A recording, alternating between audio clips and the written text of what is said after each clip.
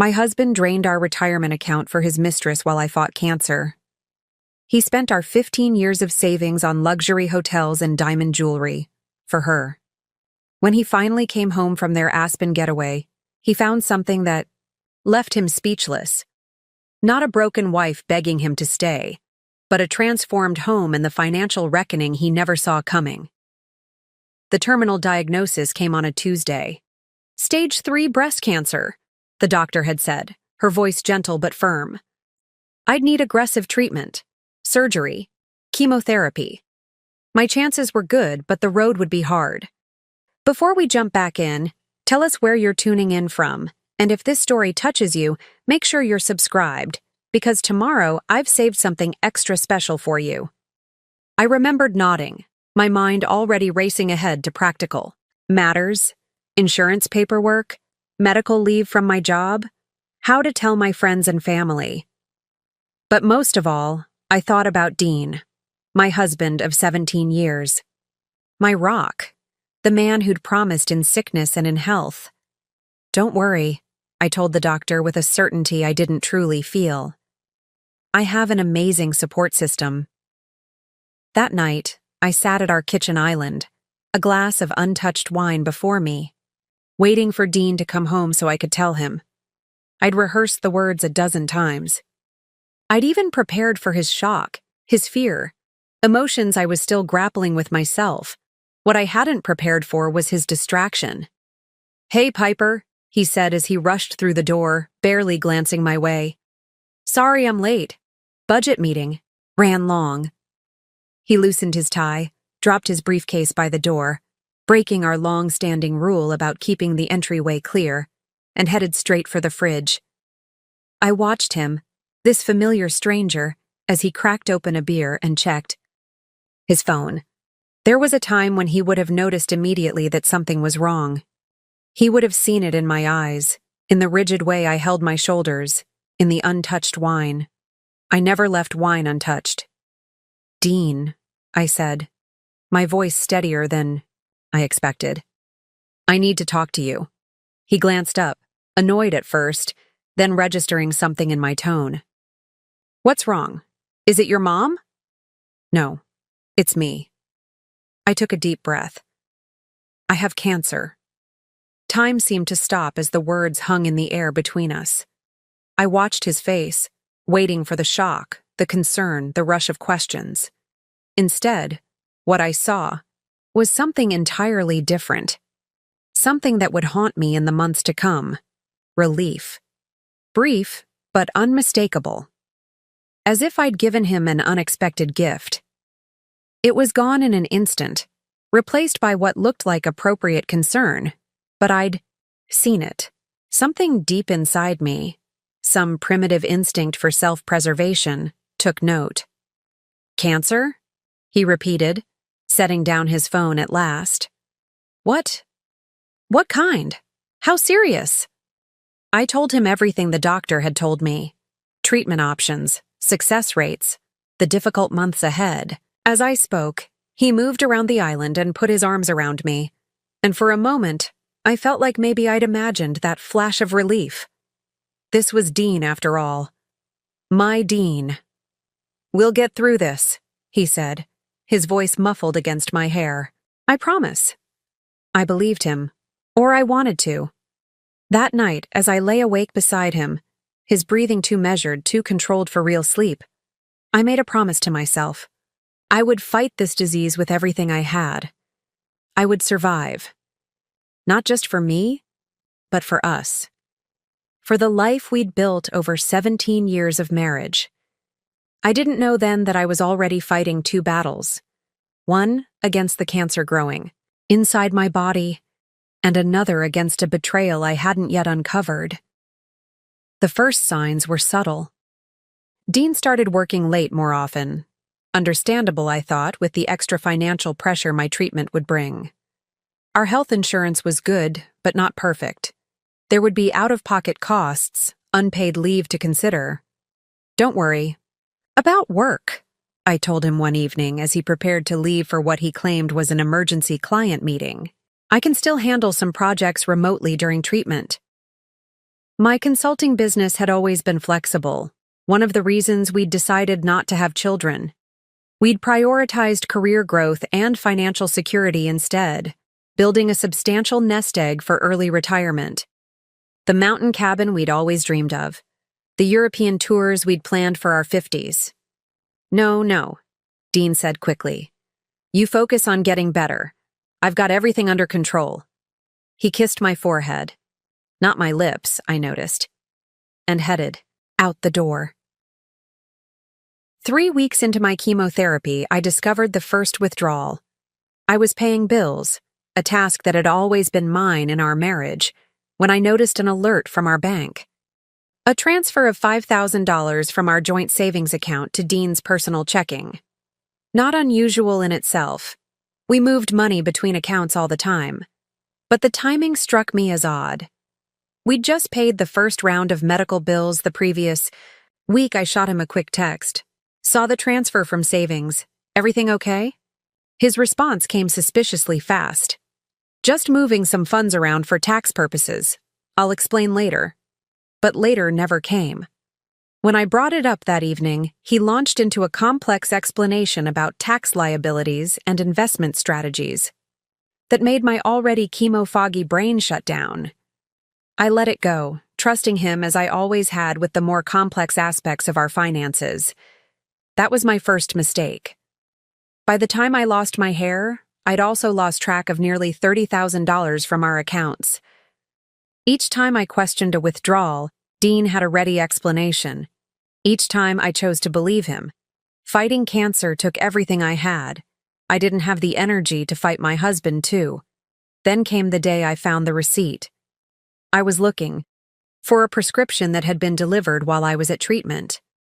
Dean had signed for it but couldn't remember where he'd put it.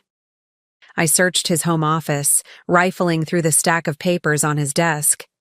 The Tiffany & Cumber receipt was for a diamond bracelet, $22,500, purchased 2 days earlier on our joint credit card. My birthday was months away. Our anniversary had just passed with only a modestly priced scarf from Dean. We should be practical with all the medical expenses, he'd said. I stood there, my body weak from treatment, but my mind suddenly, painfully clear. In 17 years of marriage, Dean had never spent that kind of money on jewelry for me, never even close. And now, while I was fighting for my life, while we were supposedly concerned about medical expenses, he had spent more than most people make in months on…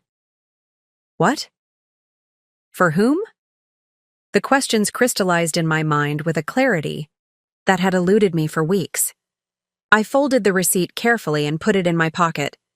Then, instead of confronting Dean immediately, I did something else entirely. I began to investigate. Our home had always been our sanctuary. A modern craftsman in a quiet Seattle suburb, with large windows that let in the gray-blue light even on rainy days. We'd bought it 10 years ago, spending months renovating it ourselves on weekends, Dean handling the carpentry while I chose finishes and colors. Every corner held a memory of laughter, of shared dreams, of the life we'd built together. Now, as I moved through our house with new awareness, everything looked different. The framed photos on the wall, Dean and me in Maui on our 10th anniversary, hiking in Olympic National Park, celebrating my promotion to senior consultant, felt like artifacts from another life. I stopped before the largest one, taken on the day we closed on the house. We were standing on the front porch, Dean's arm around my waist, both of us beaming with pride and possibility. We did it, he'd whispered into my hair that day. Our forever home. Forever. The word echoed hollowly now. I ran my fingers along the smooth granite countertops in the kitchen that Dean had insisted on, despite the expense. We're investing in our future, he'd said. At the time, I'd loved his vision, his certainty. Now I wondered what else he'd been certain about while lying to my face. Our bedroom felt tainted. The California King, where we'd once lazily spent Sunday mornings reading and planning our next adventure, now seemed vast and cold. Preparing and narrating this story took us a lot of time, so if you are enjoying it, subscribe to our channel. It means a lot to us. Now back to the story. I hadn't slept well since starting chemo, but lately it wasn't just the nausea or night sweats keeping me awake. It was the growing distance between Dean's side of the bed and mine, the way he waited until he thought I was asleep before coming to bed, the careful way he avoided touching me, as if my illness, or perhaps my suspicion, might be contagious. My reflection in the bathroom mirror stopped me short. I hardly recognized myself. My once thick chestnut hair was completely gone, my eyebrows thinning. My skin had a grayish undertone that no amount of blush could disguise. Dark circles shadowed my eyes, making them appear sunken in my too thin face. Was this why Dean had strayed? Because cancer had stolen not just my health but my beauty? The thought sent a surge of anger through me. At the cancer, at Dean, but mostly at myself for even wondering. As if his betrayal could be my fault. I opened the medicine cabinet, surveying the neat row of prescription bottles that chronicled my battle. Anti-nausea medication, pain relievers, sleeping pills, steroids to combat the inflammation, supplements to boost my depleted immune system. A chemical arsenal against an enemy I couldn't see but felt in every cell of my body. Dean's side of the cabinet remained largely unchanged. Deodorant, shaving cream, the expensive cologne I'd given him last Christmas. Except there was less of it than there should have been. The bottle had been nearly full a month ago. Now it was half empty. Dean wasn't wearing cologne around me anymore. Beside the sink sat my jewelry box, a walnut case Dean had made for me on our 5th anniversary. I opened it, running my fingers over the modest collection inside. Silver earrings, my grandmother's pearl necklace, the sapphire pendant Dean had given me when I landed my first major client. No diamond bracelet worth $2,500. I closed the box gently, a cold certainty settling in my stomach. Whatever Dean had purchased at Tiffany's wasn't for me. His home office, where I'd found the receipt, now beckoned like a vault of secrets waiting to be unlocked. Dean had always been organized to the point of obsession about his paperwork. In the past, I'd teased him about it. Now, I was counting on it. I sat in his ergonomic chair, feeling like an intruder in my own home. The desk was immaculate as always. Laptop centered perfectly, notebook and pen arranged at the precise angle Dean preferred, a single framed photo of us from our wedding day. I touched the silver frame, remembering how young and hopeful we'd been. 27 and 29 with no idea what lay ahead. The desk drawers were unlocked. Why would they be otherwise in our home, between husband and wife who supposedly had no secrets? The top drawer held the usual supplies, paper clips, Post-its, extra pens. The second contained hanging files with our household documents, mortgage statements, insurance policies, warranties for appliances. In the bottom drawer, I found what I was looking for: Dean's meticulous financial records. He kept digital copies of everything, of course, but Dean was old-fashioned about backup. Never trust technology completely, he always said. I pulled out the accordion file labeled Bank. Statements, personal.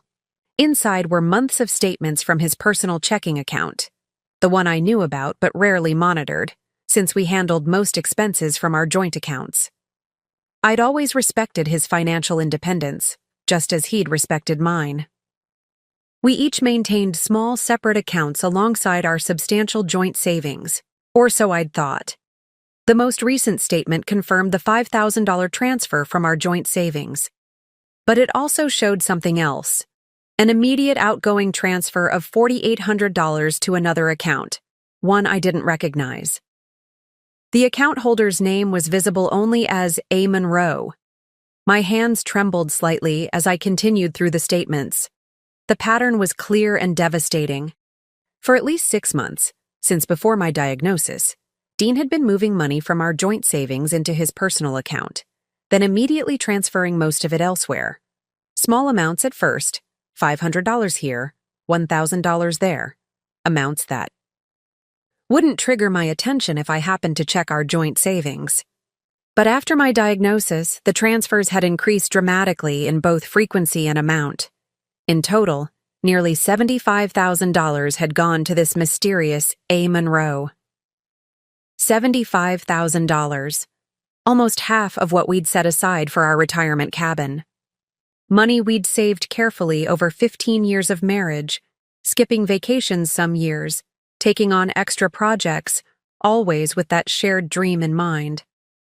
I leaned back in the chair, the statement still clutched in my hand. The room seemed to blur around me, whether from tears or chemotherapy-induced vertigo, I couldn't tell. I breathed deeply, fighting for clarity. Think, Piper. Think, A. Monroe. The name meant nothing to me. None of our friends or Dean's colleagues had that name. It could be a business, an investment, something with a legitimate explanation. But deep down, I knew better. I returned the bank statements exactly as I'd found them and opened my laptop. A quick search for A. Monroe, Seattle, yielded nothing useful. I tried variations, combinations with Dean's name, but found nothing concrete. I needed more information. I needed to be smart about this. Outside, the afternoon light was fading, casting long shadows across the office. Dean would be home in a few hours. He'd been predictable lately, home by 7, distracted dinner conversation, work in his office until late, bed around midnight. A schedule I now understood was designed to minimize his time with me while maintaining the appearance of normalcy, sigh. I stood to leave the office, my gaze caught on the wedding photo again. The happiness in our expressions was unmistakable, genuine. Had he ever really loved me? Or had that too been a performance? I touched my bare scalp, feeling the unfamiliar contours of my head. The old Piper, with flowing hair and boundless energy, might have confronted Dean immediately, demanded answers through tears and accusations. But cancer had changed me in ways beyond the physical. I'd faced my mortality and found a core of steel I hadn't known existed. This new Piper would be strategic, methodical. I wouldn't just uncover Dean's betrayal, I would understand its full scope. And then I would decide what came next. The game had changed. Dean just didn't know it yet. I met Dean Wallace at a charity fundraiser for children's literacy. I was 27, he was 29. I'd been dragged there by my roommate Jenna, who insisted it would be good networking for my fledgling consulting business. Plus, she'd added with a wink, eligible bachelors love to show off their generosity. I'd rolled my eyes but agreed to go. Not for the bachelors, but because reading had saved me after my parents' divorce. Books had been my escape, my comfort, my teachers. The idea of helping provide that refuge to underprivileged children resonated deeply. The event was held at the Grand Hyatt downtown, all crystal chandeliers and champagne flutes. I felt out of place in my one designer dress, a splurge I'd justified as a business investment.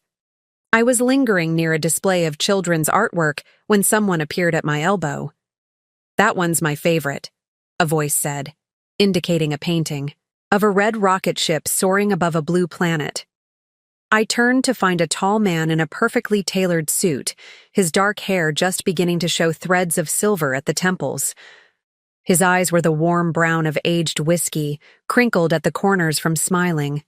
"Mine too," I replied. "It's hopeful." "How so?"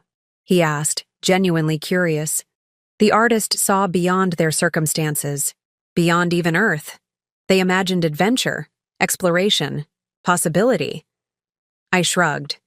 That's what books did for me as a kid. Showed me there was more out there than what I could immediately see. He studied me with interest. "I'm Dean Wallace," he said, extending his hand. "Piper Collins." His handshake was firm but not overbearing.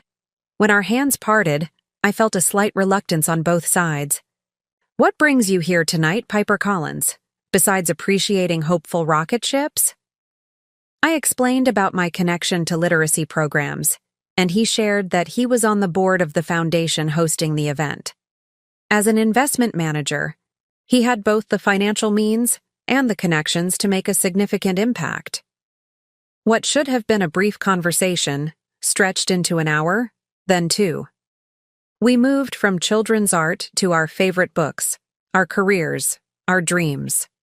I found myself captivated not just by his obvious charm and success, but by his thoughtfulness, the way he listened intently, the passion with which he spoke about creating financial security that could open doors to what really mattered in life. Money isn't the end goal, he told me as we shared a quiet corner and flutes of champagne. It's what money allows you to do, to experience, to become. Financial freedom means having choices. By the time he asked for my number, I felt as though I'd known him for years rather than hours. Our first date was 3 days later, dinner at a small Italian restaurant where the owner knew Dean by name. Our second date was a weekend hike, followed by coffee in a tiny bookshop. By our fifth date, I knew I was falling in love. Dean was everything I hadn't known I was looking for. Stable where I was spontaneous, methodical where I was intuitive. He balanced my tendency to dive headfirst into new projects with careful consideration of long-term implications. For my part, I brought color and creativity into his precisely ordered world. "You make me see possibilities I never considered," he told me 6 months in, as we lay tangled together in his bed, making plans for a weekend trip to Portland. What had drawn me most to Dean wasn't his success or stability, though those were certainly attractive. It was the vision we created together, a partnership of equals, a life built on mutual respect, shared values, and absolute trust. Our courtship wasn't without challenges. Dean's parents, particularly his mother Suzanne, were less than thrilled with his choice. They'd had someone else in mind for their only son, someone from a good family, unlike my broken one, someone with old money, unlike my self-made status, someone who would prioritize being a wife and mother over career ambitions. "They'll come around," Dean assured me after a particularly frosty dinner at his parents' Bellevue mansion. "Once they see how happy you make me, how good we are together, they'll come around." He was partially right. His father eventually warmed to me, impressed by my business acumen if nothing else. Suzanne maintained a polite but distant relationship, thawing slightly only after Dean made it clear I wasn't going anywhere. When Dean proposed a year into our relationship, there was no elaborate production, just the two of us on a cliff overlooking the ocean at sunset, Dean expressing in heartfelt words why he wanted to build a life with me. "You make me better, Piper," he said, eyes shining.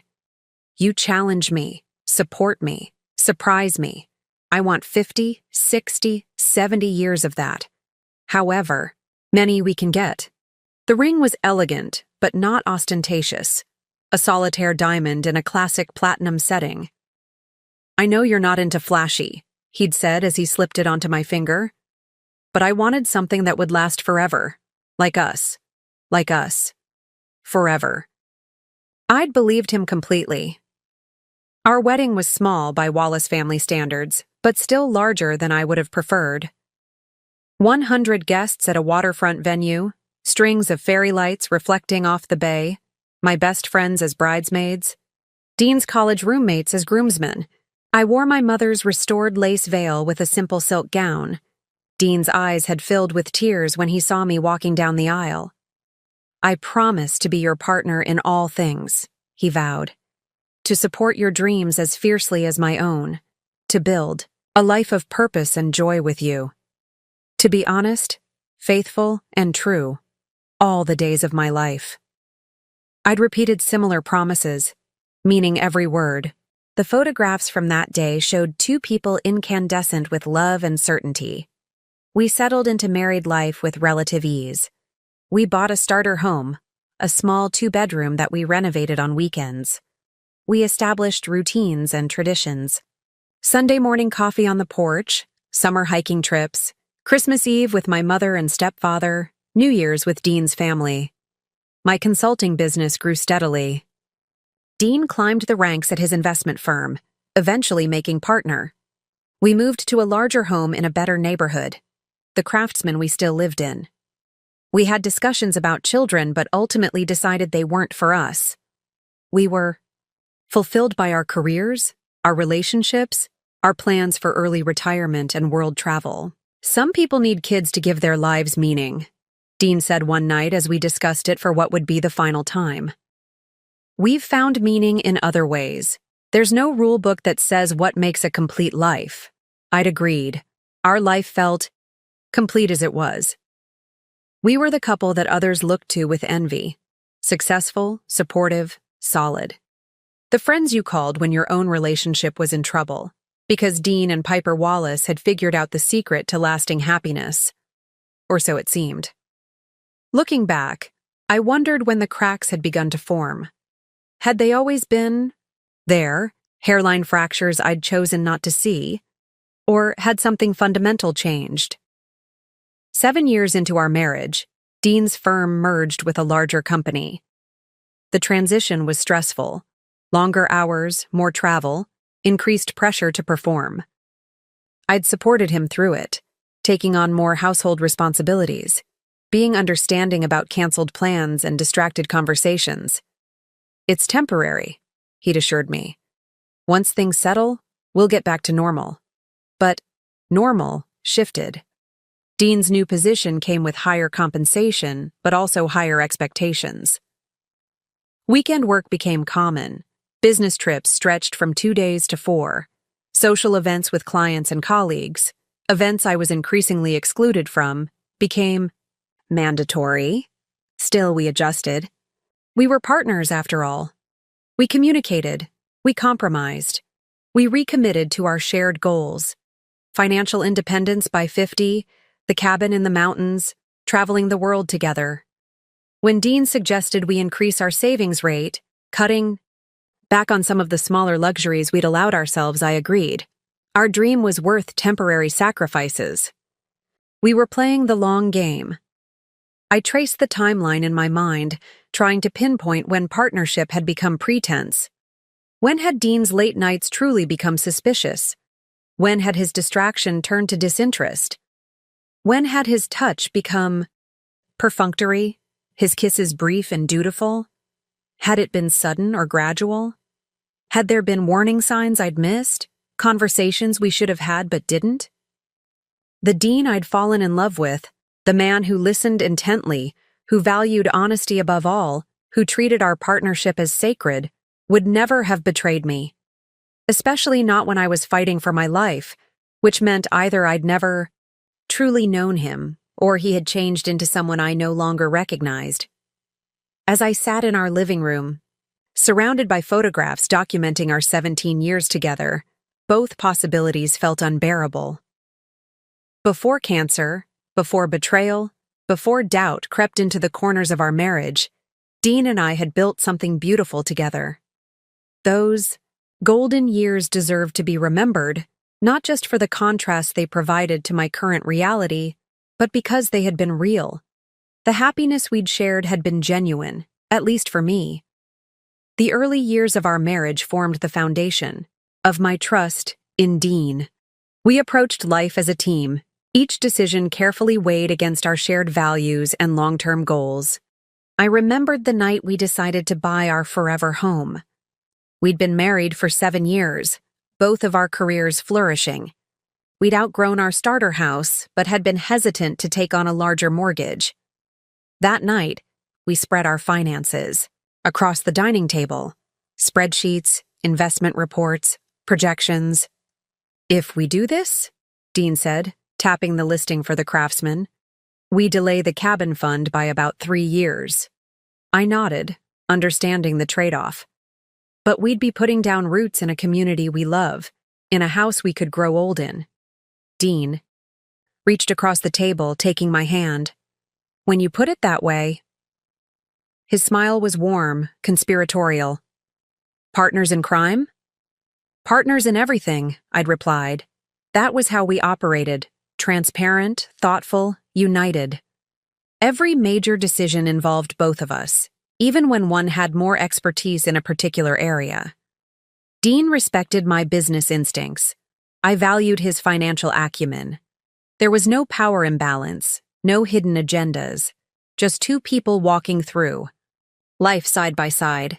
Our daily routines reflected this partnership. Mornings began with coffee on the porch when weather permitted, inside by the fireplace when it didn't. We'd discuss the day ahead, share interesting articles, debate ideas. These weren't superficial conversations. Dean engaged fully, challenging my thinking, offering perspectives I might have missed.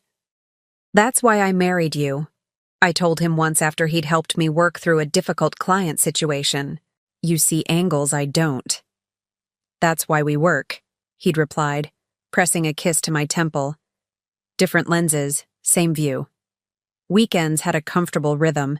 Saturday mornings at the farmer's market, selecting ingredients for the meals we'd cook.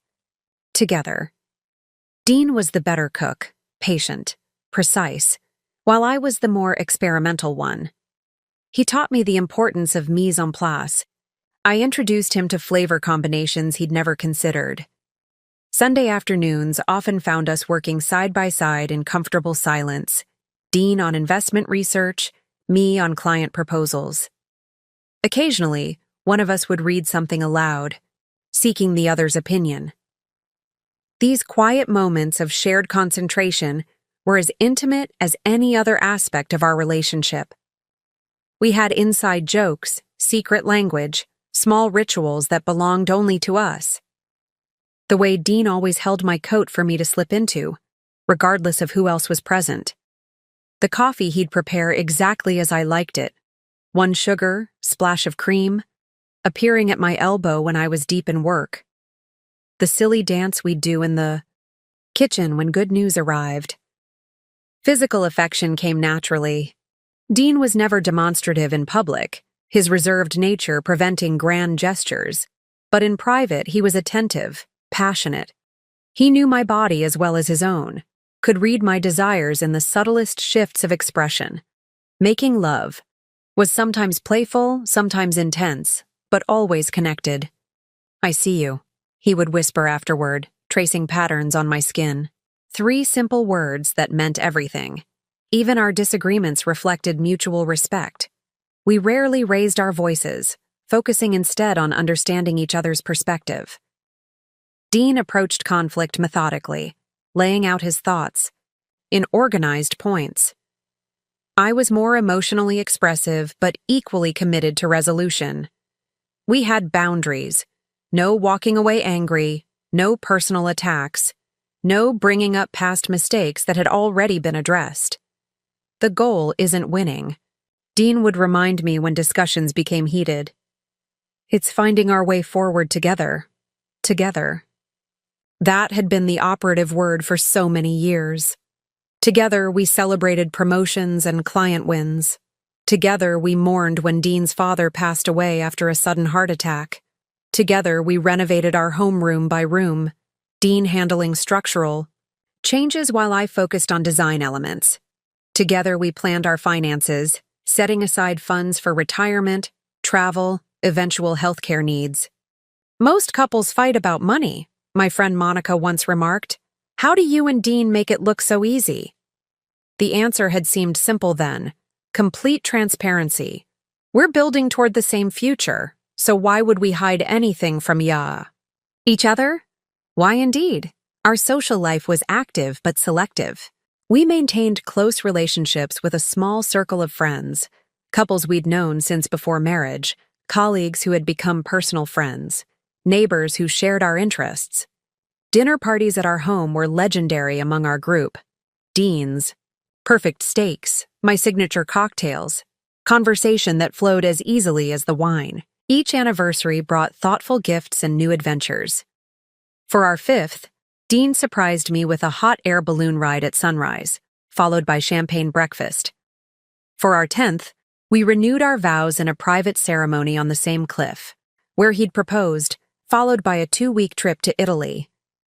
Our 15th, just 2 years ago, We celebrated by finalizing the purchase of the land where our retirement cabin would eventually stand. 5 wooded acres in the Cascade Mountains, with a small stream running through the property and views that stole your breath. We'd spent the weekend camping on our land, dreaming aloud about the cabin we would build. Dean had marked out where each room would be, describing the massive windows that would showcase the mountain view, the stone fireplace that would be the heart of the home, the wraparound porch where we'd watch the seasons change. 6 more years of working, he'd said as we toasted marshmallows over a campfire. Then we build, and the rest of our lives begins. What if we don't have 6 years? I'd asked, not prophetically but practically. What if something happens to one of us? Dean had pulled me closer, his arm secure around my shoulders. Then the other carries on the dream. But nothing's going to happen. We're going to grow disgustingly old together, sitting on that porch arguing about whose turn it is to make coffee. We'd laughed, secure in our future, certain of our path. The next morning, we'd hiked the property lines, claiming our territory, before reluctantly returning to the city and our busy lives. Even after 15 years, there were moments that caught me by surprise, glancing across a crowded room to find Dean already watching me, his expression soft with affection. Or waking, in the night to find him still awake, just looking at me in the moonlight streaming through our bedroom window. "What?" I'd whisper.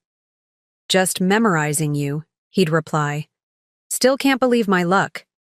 These weren't empty words or practiced lines. The Dean I knew, the Dean I loved, meant them. His actions consistently supported his words. He showed up. He leaned in. He prioritized our relationship above all else, until he didn't. The shift had been so subtle at first. A distracted nod instead of full attention. One canceled dinner plan, then another. The gradual disappearance of those small daily acts of consideration. Morning coffee conversations replaced by urgent emails requiring immediate response. Weekend. Projects together becoming solo activities as Dean's work increasingly bled into our personal time. I had attributed the changes to workplace pressure, to his expanding responsibilities, to the natural evolution of a long-term relationship. I had been understanding, patient, supportive. I had been a fool. As I sat in our living room, these memories washing over me, the contrast between then and now was stark. The Dean who had helped me through my first chemotherapy session, holding my hair back as I vomited, tears in his eyes, was the same man who was now draining our savings to buy diamond bracelets for someone named A. Monroe. The same hands that had once traced loving patterns on my skin now maintained careful distance, as if my illness might be contagious. The same mind that had once been focused intently on our shared future was now plotting exits and alibis. Had it all been a performance? Had I imagined the depth of his love, the authenticity of our connection? Or had something fundamental changed? Didn't yet have answers, but I knew where to look next. The first real indication that something had changed came 6 months before my diagnosis. I'd dismissed it at the time, filed it away as an anomaly rather than a warning sign. Now, looking back with clear eyes, I recognized it as the moment when our paths had begun to diverge. It was a Thursday evening in November. Rain lashed against the windows of our home, the wind howling through the trees in our backyard. I'd come home early from a client meeting, soaked and chilled, looking forward to a hot shower and the chicken pot pie I'd put in the slow cooker that morning. As I hung my dripping coat, I called out to Dean. His car was in the driveway, unexpected at 4:30 in the afternoon. Normally, he wouldn't be home until after 7 "Dean?" No answer. I kicked off my wet shoes and padded through the house, leaving damp footprints on the hardwood. The kitchen was empty, the living room quiet. Then I heard his voice, coming from his office, the door partially closed. He was on the phone, speaking in low, hushed tones. I wouldn't have thought anything of it. Dean often took work calls from home, except for the tone. Soft, intimate. A laugh I rarely heard anymore. "I can't talk about this now," he was saying as I approached. "Yes, I know. I'm handling it. Of course I miss—" He stopped abruptly as I pushed the door open. His expression shifted so quickly I almost missed it. From soft openness to startled guilt, then immediately to casual normalcy. "Hey," he said, covering the phone. "You're home early." "Flooding at the client's office," I explained, suddenly self-conscious about my wet hair and makeup-free face. "Who's that?" "Just work," he said, the words coming too quickly. "Peterson. Account. I need to finish this call." I nodded and backed out, closing the door behind me. As I headed upstairs to change, I heard him resume the conversation, his voice now all business, discussing market projections and investment strategies. Later that evening, as we ate dinner, I asked casually, "Everything okay with the Peterson account? You don't usually bring work home." Dean shrugged, focus on his food. "Just some complications with their portfolio allocation. Nothing major. I didn't realize you were handling that account personally now. I thought Timothy's team managed the Petersons." A barely perceptible pause. "We're restructuring some client assignments. I'll be taking on more of the high net worth individuals directly." "That's great," I said, meaning it. "More responsibility usually means more compensation." He nodded, relaxing slightly. "That's the plan. Speaking of work, how was your meeting before the flooding disaster?" And just like that, the conversation shifted. Dean asked all the right questions about my day, made sympathetic noises about the flooded office, offered suggestions for my client's project. The perfect, attentive husband. But something had shifted. A small pebble had been dislodged, barely noticeable, but enough to create the first hairline crack in the foundation of my trust. I might have forgotten the incident entirely, if not for what happened 2 weeks later. Dean and I were attending a charity gala for his firm, a black tie affair at the Four Seasons. I'd bought a new dress for the occasion, a deep emerald silk that made my eyes look more green than hazel. Dean had whistled appreciatively when I emerged from our bedroom, twirling to show off the low back. "You look stunning," he'd said, adjusting his bow tie. For a moment, it felt like old times. His eyes warm with admiration, his hand at the small of my back possessive and proud. The event was typical of its kind. Elaborate floral arrangements, perfectly coordinated table settings, silent auction items displayed on the perimeter. We mingled during the cocktail hour, Dean introducing me to colleagues and clients with his arm around my waist. "My brilliant wife," he'd say. "The strategic consultant who keeps everyone's businesses running smoothly." I'd smile and engage, used to these professional social dances after years of practice. Dean excused himself to speak with a senior partner, leaving me chatting with the wife of one of his colleagues. That was when I first saw her. She was younger than me, early 30s, perhaps to my 44. Tall and willowy, with honey blonde hair falling in loose waves past her shoulders. She wore a red dress that clung to her curves, bold against the sea of traditional black and navy. But it wasn't her appearance that caught my attention. It was the way she moved through the room with absolute confidence, as if the space belonged to her. She approached Dean and his boss, greeting them with familiar ease. I watched as she placed her hand on Dean's arm, leaning in to say something that made both men laugh. There was nothing overtly inappropriate about the interaction, and yet— "That's Ashley Monroe," my companion said, following my gaze. "Arnold's new marketing director, quite the addition to the team, completely revamped their client acquisition strategy." "Oh?" I kept my voice neutral. "I don't think Dean's mentioned her. She's only been with the firm about 4 months, moved from Chicago. Apparently she was quite the catch, several firms trying to recruit her." I watched as Dean leaned down slightly to hear something Ashley was saying, his smile different somehow, more genuine, less the professional mask he typically wore at these events.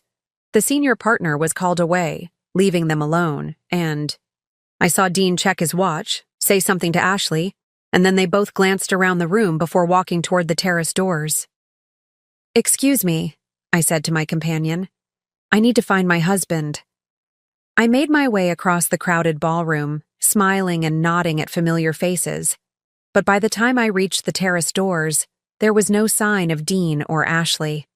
The terrace itself was empty except for an elderly couple admiring the city lights. I returned to the ballroom, feeling slightly foolish. Dean appeared at my side moments later, coming from the direction of the men's room. "There you are," he said, resting his hand at the small of my back.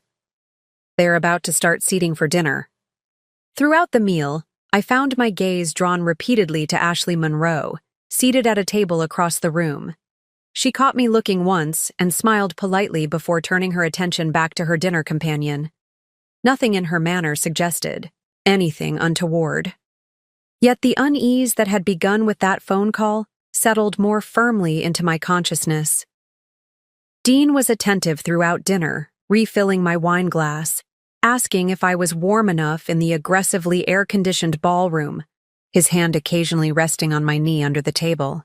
If anything, he seemed more demonstrative than usual in public, which should have reassured me. It didn't. On the drive home, I mentioned her casually. "I met Arnold's new marketing director tonight. Ashley, right?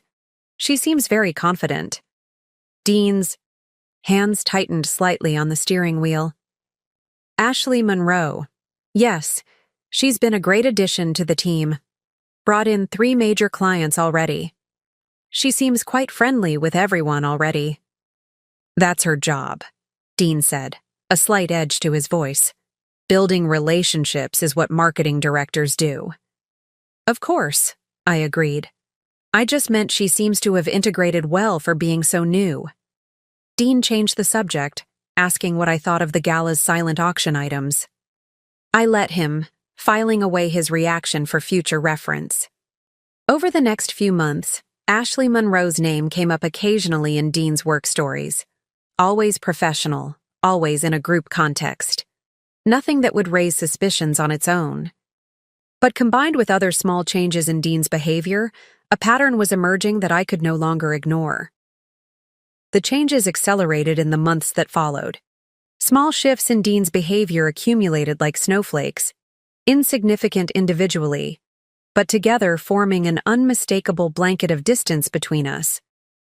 His phone became an extension of his hand, the screen always angled away from me. He added a passcode. "Just security protocols for work," he explained when I raised an eyebrow. He began taking calls in the backyard or garage, his voice too low to overhear. Weekends, once sacred time for us, became fragmented by emergency client meetings and portfolio reviews that couldn't wait until Monday. When he was home, Dean was physically present but mentally elsewhere, his responses to my questions delayed and distracted. "Sorry, what was that?" he'd ask, looking up from his phone with vacant eyes. I found myself repeating conversations, reminding him of plans we'd made, experiencing the disorienting sensation of speaking to someone who looked like my husband but couldn't quite remember how to be him. Our intimate life withered. Dean's excuses were plausible.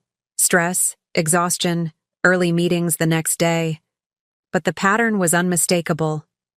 When we did connect physically, it felt mechanical, a box checked rather than a passion shared.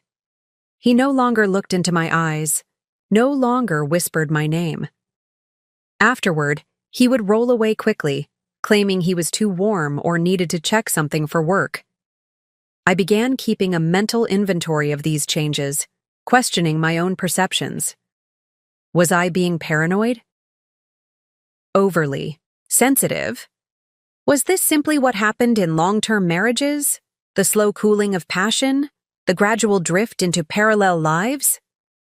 Then came the night I woke at 2 a.m. to find Dean's side of the bed empty. Not unusual, He sometimes had trouble sleeping and would go downstairs to read or watch TV. But when I went to check on him, the downstairs was dark and silent. His car was gone from the garage. When he returned an hour later, I was waiting in the kitchen, a cold cup of tea in front of me. "Where were you?" I asked, my voice remarkably steady despite the adrenaline coursing through me. Dean startled, clearly not, expecting to find me awake. "Jesus, Piper, you scared me." He set his keys on the counter, avoiding my eyes. "Couldn't sleep. Went for a drive to clear my head." At 3 in the morning? I had a lot on my mind. Work stuff. He ran a hand through his hair, which looked suspiciously neat for someone who had supposedly been tossing and turning. "Why are you up?" "I woke up and you were gone." I was worried. "Sorry." The word was empty, perfunctory. "I should have left a note." "Yes, you should have." I studied his face, searching for the man I'd married. "Dean, is everything okay? With us, I mean." Something flickered in his eyes. Guilt? Annoyance? It was gone too quickly to interpret. "Of course. Why wouldn't it be? You seem distant lately. Like you're physically here, but your mind is somewhere else. Or with someone else." He stiffened almost imperceptibly. "That's ridiculous. I've just been under a lot of pressure at work. The Richardson merger is taking up all my mental bandwidth." He moved toward me, placing a perfunctory kiss on my forehead. "Let's go back to bed. We both need sleep." I let him lead me upstairs, but sleep eluded me. I lay beside him, listening to his breathing, wondering if he was really asleep or just pretending, as I was. The next morning, I checked his odometer while he was in the shower. He'd driven 27 miles during his late-night head-clearing excursion. Our house was 11 miles from his office. The math wasn't difficult. I began paying closer attention to our finances. Dean had always managed our investments. My interest was minimal as long as we were meeting our goals, but I handled the day-to-day bill paying and expense tracking. Nothing seemed obviously amiss at first. Our mortgage was paid on time, utilities current, credit card balances reasonable. But then I noticed the increase in cash withdrawals from Dean's personal account, $500 here, $700 there. When I mentioned it casually over breakfast, he had a ready explanation. "I'm keeping more cash on hand for client meetings. Lots of coffee and lunch discussions lately. Easier than submitting expense reports for every little thing." It sounded plausible. Still, I began taking screenshots of our account balances weekly, tracking the pattern of withdrawals against Dean's supposed work schedule. The business trips increased in frequency. Chicago, Boston, San Francisco, always with legitimate business. Reasons, always with conference schedules he forwarded to my email. Always with colleagues I knew by name. Yet he returned from these trips with fewer souvenirs for me, fewer stories, a growing reluctance to share photos or details. "It was just meetings in hotel conference rooms," he'd say with a shrug. "Nothing worth talking about." I found myself checking his luggage when he was in the shower, looking for what? I wasn't even sure. Receipts? Unfamiliar cologne? Evidence of a life being lived parallel to ours? I found nothing concrete, just the vague sense that items were too neatly packed, shirts too freshly pressed, as if he'd done laundry before returning home. About 3 months before my diagnosis, I received a call from Monica, a mutual friend who worked at a boutique investment firm across town. "Hey, stranger," she said when I answered. "Long time no see." "Too long," I agreed. "How's life?" We chatted for a few minutes, catching up on work and mutual acquaintances, before she mentioned the real reason for her call. "So, I saw Dean yesterday, and meant to say hello, but they were already leaving when I spotted them." My pulse quickened slightly. "Them?" Dean and his colleague. Blonde woman, very stylish. They were having lunch at Maison Marcel. Looked like an intense conversation, Probably work stuff, so I didn't interrupt. Maison Marcel, an intimate French bistro downtown, known for its romantic atmosphere and expensive wine list. Not the kind of place you'd typically take a colleague for a casual business lunch. That was probably Ashley Monroe, I said, keeping my voice neutral. She's their marketing director. Ah, that makes sense. Well, next time remind Dean that he owes us dinner at your place. It's been ages since we've had one of your famous dinner parties. After we hung up, I sat with the information, turning it over in my mind. There was nothing inherently suspicious about a business lunch, even at an upscale restaurant. Dean met with colleagues all the time. But he hadn't mentioned this lunch. When I'd texted him that day asking about his plans, he'd replied simply, "Meetings all day, we'll grab something at the desk." That night, I asked casually, "How was lunch? Anything good at the cafeteria?" Dean didn't look up from his laptop. Oh, just a sandwich. You know how it is. The lie settled between us, small but significant. I could have confronted him, mentioned Monica's call, watched him scramble for an explanation. But some instinct held me back. Once I showed and revealed that I was watching and aware, something would change. The game would shift. I wasn't ready for that yet. Instead, I began researching Ashley Monroe. LinkedIn provided the professional basics: MBA from Northwestern, previous positions at financial firms in Chicago and New York, impressive recommendations, Facebook and Instagram accounts set to private. I considered sending a friend request, but decided against it. Too obvious. I searched for her name alongside Dean's in company newsletters and press releases, finding a few mentions of them working together on specific accounts. Nothing unusual. A photo from a company charity event showed them standing in a group, not particularly close to each other, both smiling professionally at the camera. There was nothing concrete, nothing I could point to and say, "This is proof." Just an accumulation of small inconsistencies, subtle changes, gut feelings I couldn't quite dismiss. Then came the business trip to Aspen.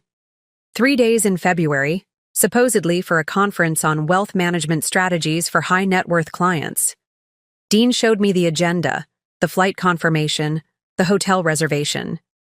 "I wish you could come," he said, and for a moment sounded like the old Dean. "We could extend the trip, get some skiing in." "You hate skiing," I reminded him. "You broke your wrist the last time we tried, remember?" He laughed, and I saw a flicker of discomfort in his eyes.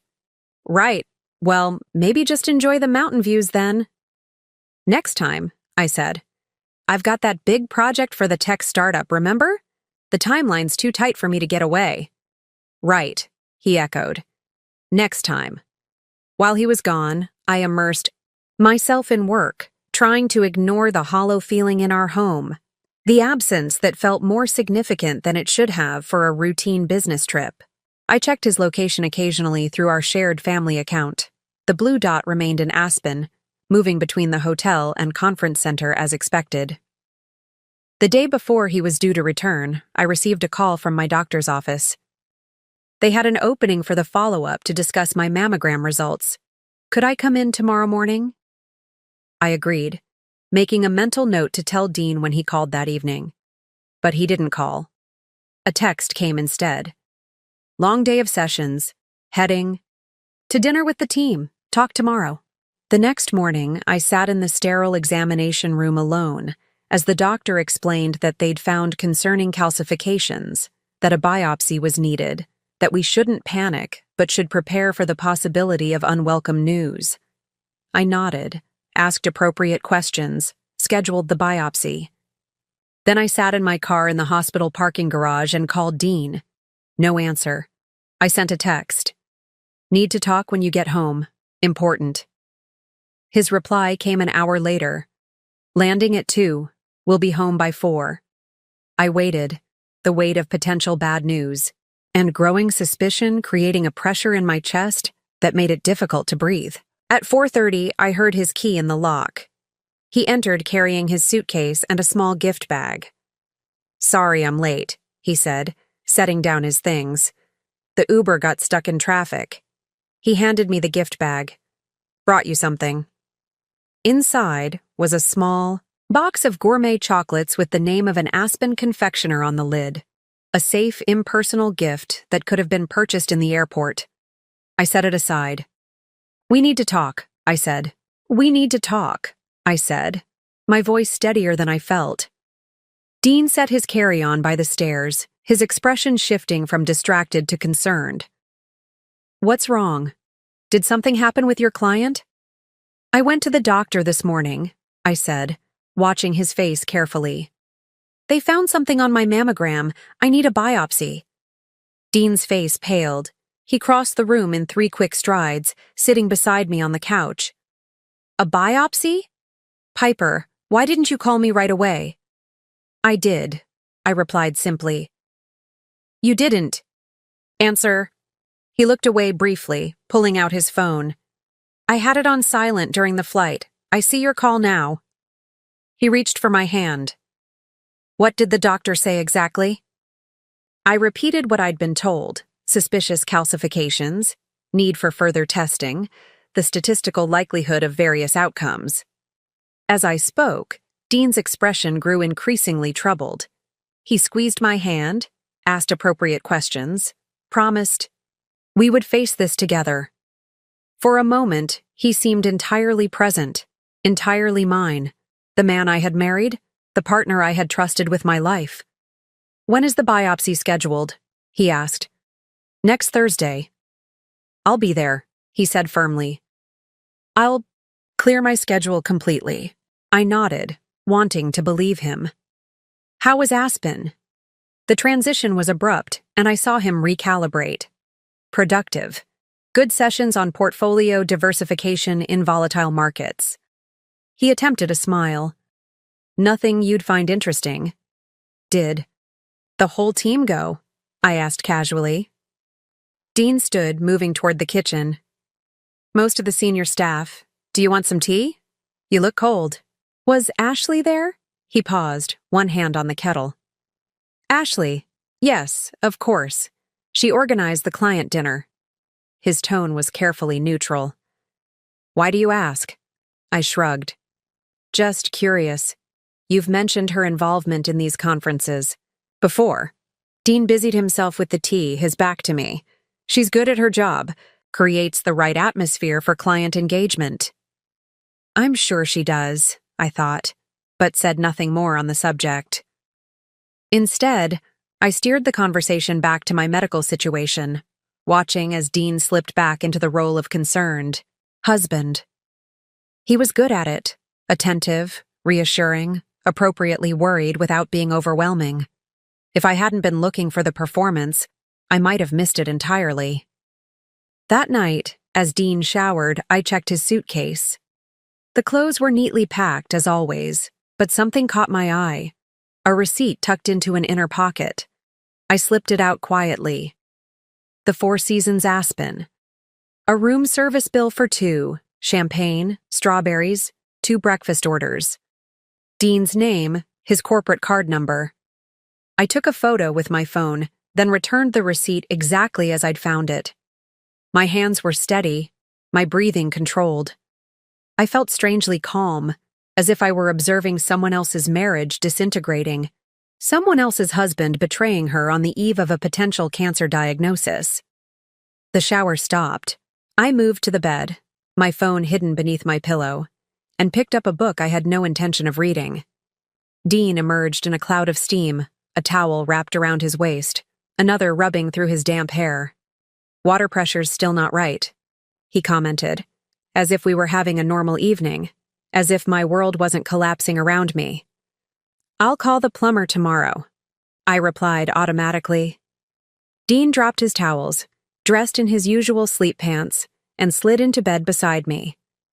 After a moment's hesitation, he leaned over and kissed my cheek. "Try not to worry too much about the biopsy. We'll get through this." We. As if we were still a team.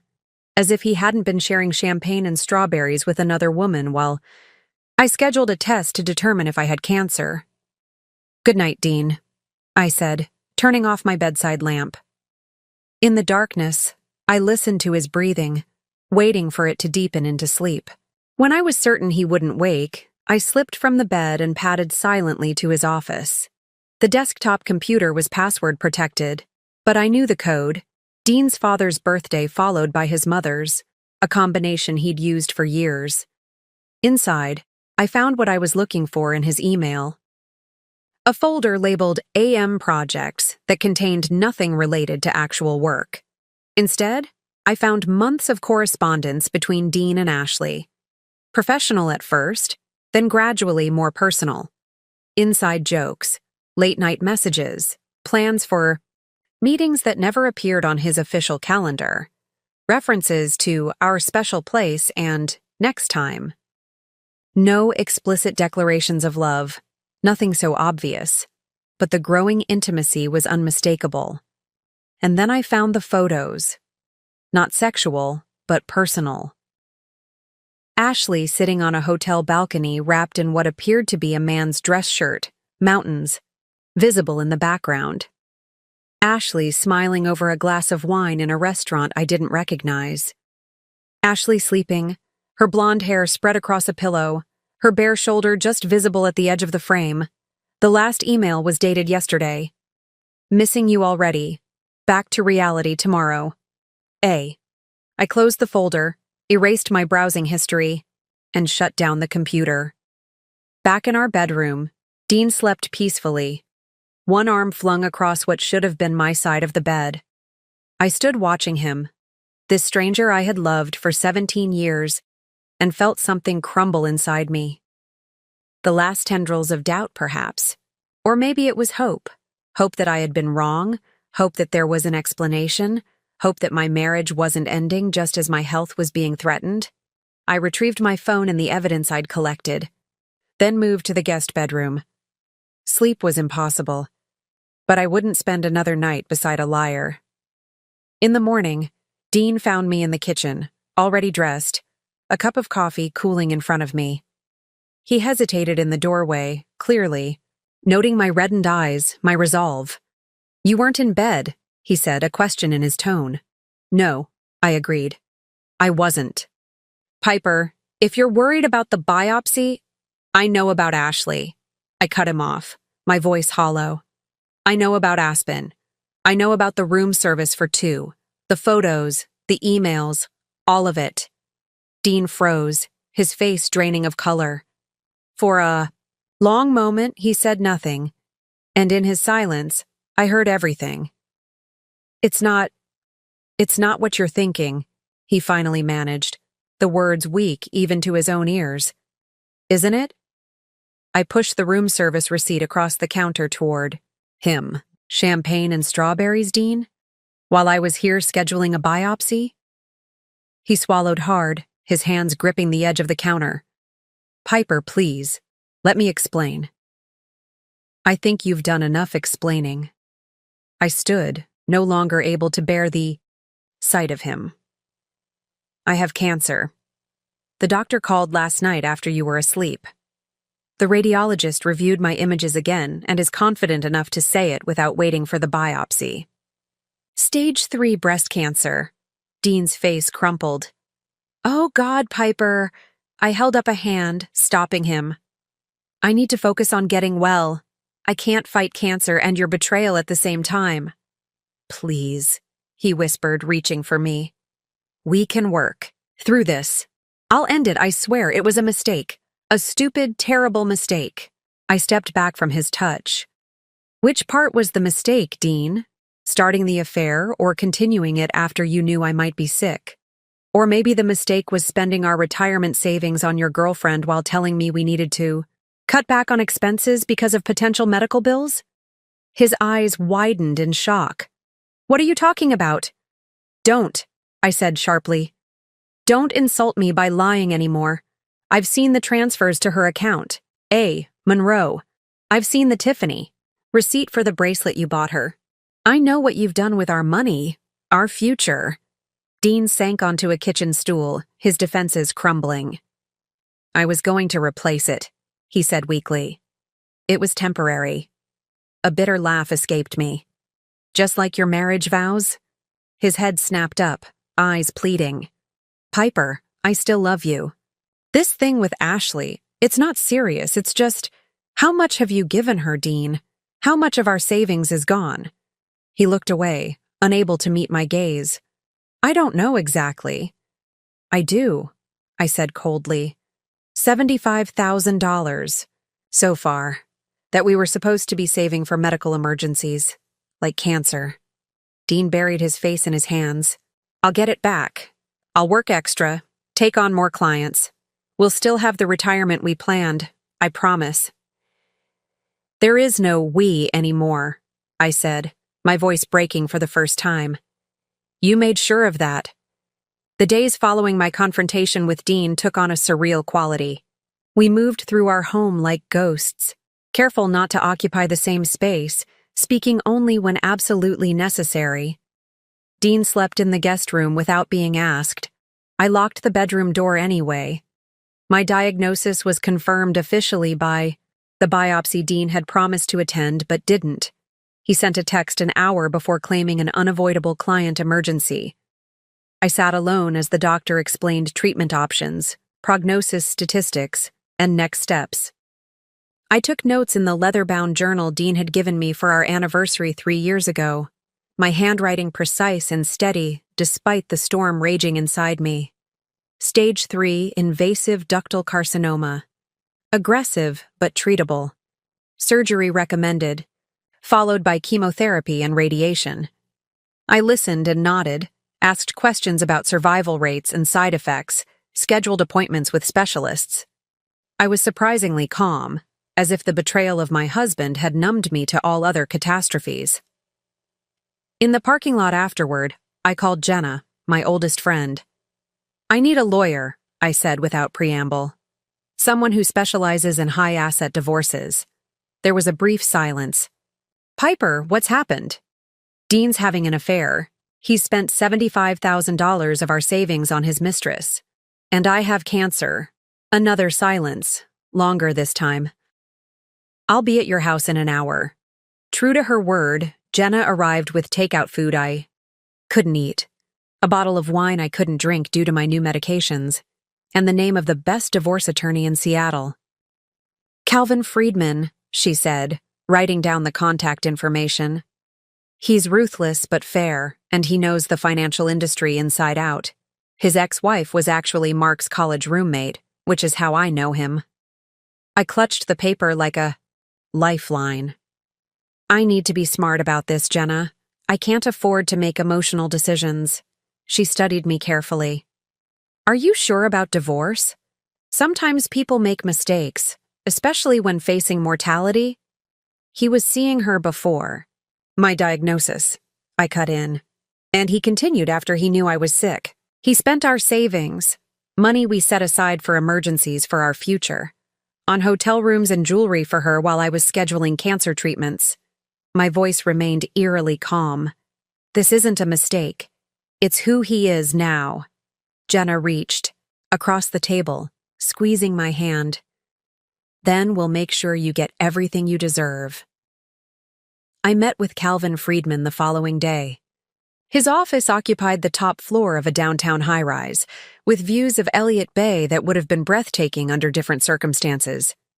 The man himself was in his early 60s, impeccably dressed, with sharp eyes that missed nothing, and a demeanor that balanced professional detachment with genuine concern. Mrs. Wallace, he said, gesturing to a chair across from his imposing desk. I understand you're facing a difficult situation on multiple fronts. I nodded, handing him a folder containing the evidence I'd gathered so far. Bank statements showing the transfers, credit card receipts, screenshots of emails I'd found. Before we begin, I said, I need to be clear about my priorities. I have stage 3 breast cancer. My prognosis is good with aggressive treatment, but I need financial security, now more than ever. I can't afford a lengthy, contentious divorce that drains our assets further. Calvin examined the documents carefully before responding. I understand. Given what I'm seeing here, we have significant leverage.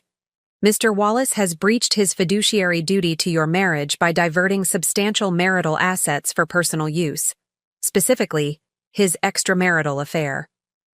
What does that mean practically? It means we can pursue a divorce settlement that compensates you not just for your fair share of marital assets, but potentially additional amounts due to his financial misconduct. He leaned forward. Mrs. Wallace, do you have access to all of your financial records, investment accounts, retirement plans, property deeds? I hesitated. Some. Dean managed most of our investments. Then that's our first order of business. Before confronting your husband, legally, we need a complete picture of your financial situation. He slid a detailed checklist across the desk. I need everything on this list. Account statements, property valuations, tax returns for the past 5 years, life insurance policies, everything. I studied the extensive list, feeling overwhelmed. Some of this information is in Dean's office or on his computer. Get what you can legally access. For the rest, we'll use discovery processes once proceedings begin. Calvin's expression softened slightly. Mrs. Wallace, I understand you're dealing with a health crisis on top of marital betrayal. My job is to handle the legal and financial aspects so you can focus on your treatment and recovery. I nodded gratefully. How do I prevent Dean from moving more money while we're preparing? We'll file for temporary orders freezing major assets once we initiate proceedings. Until then, he hesitated. Do you have access to any accounts solely in your name? My business account, I confirmed, and a small inheritance from my grandmother in a separate account. Good. I recommend transferring enough funds to cover your anticipated medical expenses and living costs for at least 6 months, not from joint accounts. That could be problematic, but ensure your personal accounts are secure and accessible only to you. I left Calvin's office with a clear plan and a renewed sense of purpose. This was no longer just about Dean's betrayal. It was about securing my future during the most uncertain period of my life. That evening, while Dean worked late, or so he claimed, I began the painstaking process of documenting our financial life. In the home office, I photographed relevant documents, downloaded statements from accounts I had access to, created spreadsheets tracking our major assets. I was methodical, careful to leave everything exactly as I'd found it. The next day, I opened a new checking account at a different bank from the one we'd always used, transferring funds from my business account to cover immediate needs. I changed passwords on my personal email and cloud storage accounts. I removed my personal and business documents from our shared filing cabinets, storing them instead in a lockbox in Jenna's garage. Through it all, I maintained a facade of normalcy with Dean. We existed in a strange limbo, neither acknowledging nor resolving the revelation of his affair. He continued to work long hours, coming home after I'd gone to bed, leaving before I woke. The few times we did interact, he made awkward attempts at caretaking, offering to pick up prescriptions, asking about doctor appointments, preparing meals I couldn't stomach due to medication side effects. I'm still here for you, he said one evening as I sat at the kitchen table reviewing medical insurance paperwork. Despite everything, I want to support you through this. I looked up at him, this man I'd once trusted with my heart, my body, my future. I'd prefer to handle it myself, I said evenly. A week after my confrontation with Dean, I received an unexpected text from an unknown number. This is Ashley Monroe. We need to talk. My heart raced as I stared at the message. How had she gotten my number? What could she possibly have to say to me? I showed the text to Jenna, who was helping me prepare for my first chemotherapy session. Don't respond, she advised immediately. Nothing good can come from engaging with her. I nodded, setting my phone aside, but the message nagged at me. What did Ashley want? To apologize? To justify? To ask me to let Dean go? The possibilities circled in my mind, distracting me from the more important matters at hand. 2 days later, as I was leaving a pre-chemo appointment, I saw her. Ashley Monroe was leaning against my car in the hospital parking garage, her arms crossed, her expression unreadable. She was even more striking up close, tall and elegant in an expensive-looking trench coat, her blonde hair pulled back in a sleek ponytail. I approached slowly, keys clutched in my hand, suddenly conscious of my own appearance, the weight I'd already lost, the pallor of my skin, the woolen cap covering my thinning hair. "Mrs. Wallace," she said, straightening as I neared. "Thank you for meeting me." "This isn't a meeting," I replied coolly. "You're waiting at my car without invitation. Some might call that stalking." She had the grace to look uncomfortable. "I apologize for the intrusion. You didn't respond to my text and I needed to speak with you." "About what? Your affair with my husband? The money he's been giving you from our savings? The future you're planning together while I fight cancer?" My voice remained steady, betraying none of the turmoil beneath. Ashley's expression shifted, confusion clouding her features. "Money? What money?" I laughed bitterly. "Please don't insult my intelligence. The transfers to your account, A. Monroe. The gifts, the hotels, the diamond bracelet from Tiffany's." She shook her head slowly. "Mrs. Wallace, Dean hasn't given me any money. Yes, we've been involved romantically, and I won't pretend otherwise. But I have my own money. I've never taken a cent from him." I studied her face, looking for signs of deception, but finding only what appeared to be genuine bewilderment. A cold feeling settled in the pit of my stomach. "If Dean hasn't been transferring money to you," I said carefully, "then who is A. Monroe?" Ashley's brow furrowed. "I have no idea. It's not me." She hesitated, then added, "My middle name is Elizabeth, Ashley Elizabeth Monroe. If Dean was making transfers to me, they'd be to A.E. Monroe, not just A. Monroe." I leaned against my car, suddenly dizzy. The foundation of my understanding, as painful as it had been, was crumbling. If Ashley wasn't receiving Dean's transfers, where had that $75,000 gone? "Why are you here?" I asked finally. "What do you want?" Ashley wrapped her coat tighter around herself, a defensive gesture at odds with her confident demeanor. "Dean ended things between us when you were diagnosed. He said he needed to focus on supporting you." I laughed, a sharp, bitter sound. "Is that what he told you?" "Dean didn't end anything. He was with you in Aspen while I was scheduling my biopsy. Room service for 2, champagne and strawberries. Remember that?" Her expression faltered. "That was before. I thought he told you after that trip.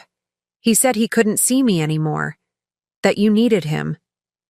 Dean hasn't been home before midnight in weeks. If he's not with you, where is he?" The question hung in the air between us unanswered.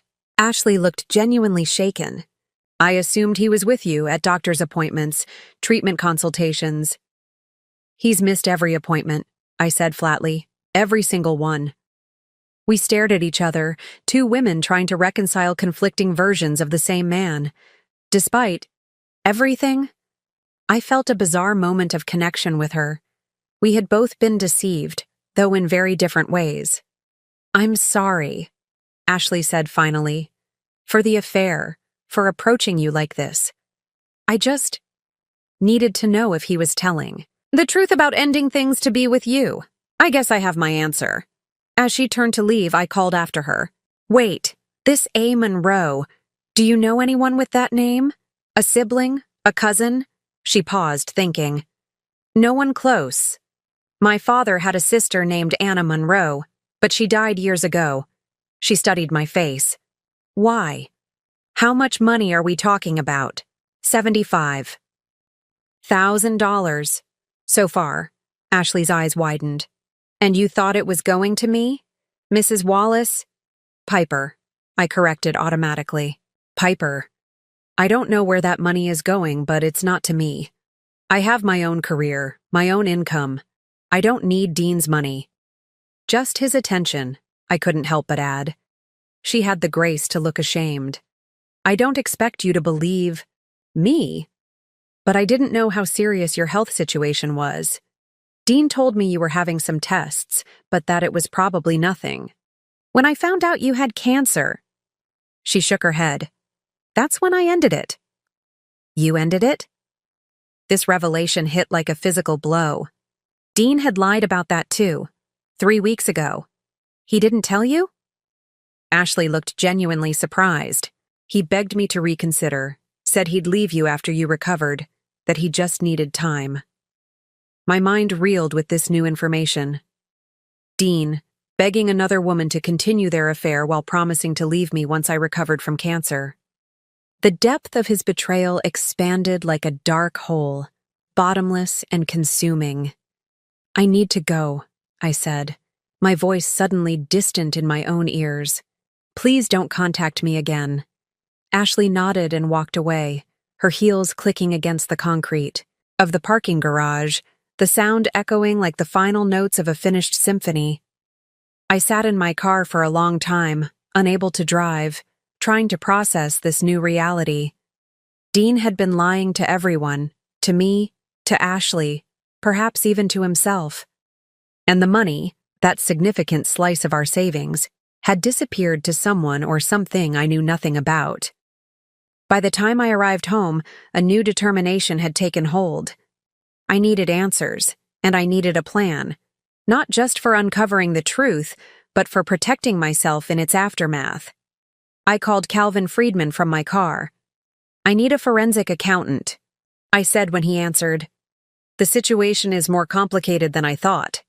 Explain, he said simply. I outlined my conversation with Ashley, the revelation that she wasn't receiving Dean's money, and my growing concern about where our savings had actually gone. This changes our approach, Calvin agreed. I'll bring in Melanie Chen. She's the best forensic accountant I know, specializes in hidden assets and financial infidelity. But Piper, this will take time.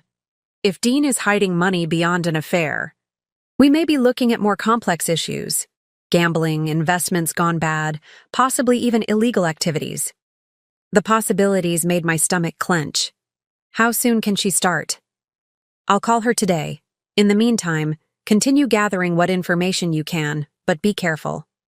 If Dean realizes you're investigating, he might move assets further out of reach. I ended the call with a promise to remain vigilant and discreet. Inside the house, I moved through my evening routine mechanically, checking mail, preparing a simple dinner I had no appetite for, organizing the medications that now ruled my days. An hour later, my phone rang. Calvin again. Melanie can meet. Tomorrow at my office, 2 p.m. Can you make it? I'll be there. The meeting with Melanie Chen proved illuminating. Small and precise, with short black hair and rectangular glasses, she exuded competence and focus. She reviewed the financial documents I'd gathered, asking pointed questions about Dean's business activities, our banking habits, and any recent changes in financial patterns. Based on what you've provided, I can see 3 transfers to A. Monroe. In the past 6 months, each routed through your husband's personal account, she observed. But there are other withdrawals and transfers that don't follow your normal patterns. Without access to all accounts, I can only see part of the picture. What do you think is happening? I asked. Melanie's expression remained carefully neutral. I've seen cases where people create fictional recipients to disguise the true nature of financial transactions. A. Monroe could be a shell company, an investment vehicle, or even a completely fabricated entity. Without more information, it's difficult to say. How do we get that information? Once you file for divorce, we can subpoena financial records as part of discovery, Calvin explained. But that alerts your husband that you're taking legal action. What's your recommendation? I looked between them. Melanie tapped her pen against her notepad. Before filing, I'd like to build a more complete financial profile. Can you access your joint tax returns for the past 5 years? Any investment account statements? Safe deposit box records? I nodded slowly. Some. Dean keeps copies in his home office. Get what you can without raising suspicion, she advised. And there's one more thing to consider. Your health costs. Going forward. Cancer treatment is expensive, even with good insurance. You need to secure your financial position before medical bills potentially complicate matters. This practical reminder brought me back to the harsh reality of my situation. Beyond the betrayal and deception, I was fighting for my literal survival. I needed resources not just for a divorce, but for the battle against the disease trying to kill me. The three of us developed a strategy. I would gather additional financial information while maintaining the strained status quo with Dean.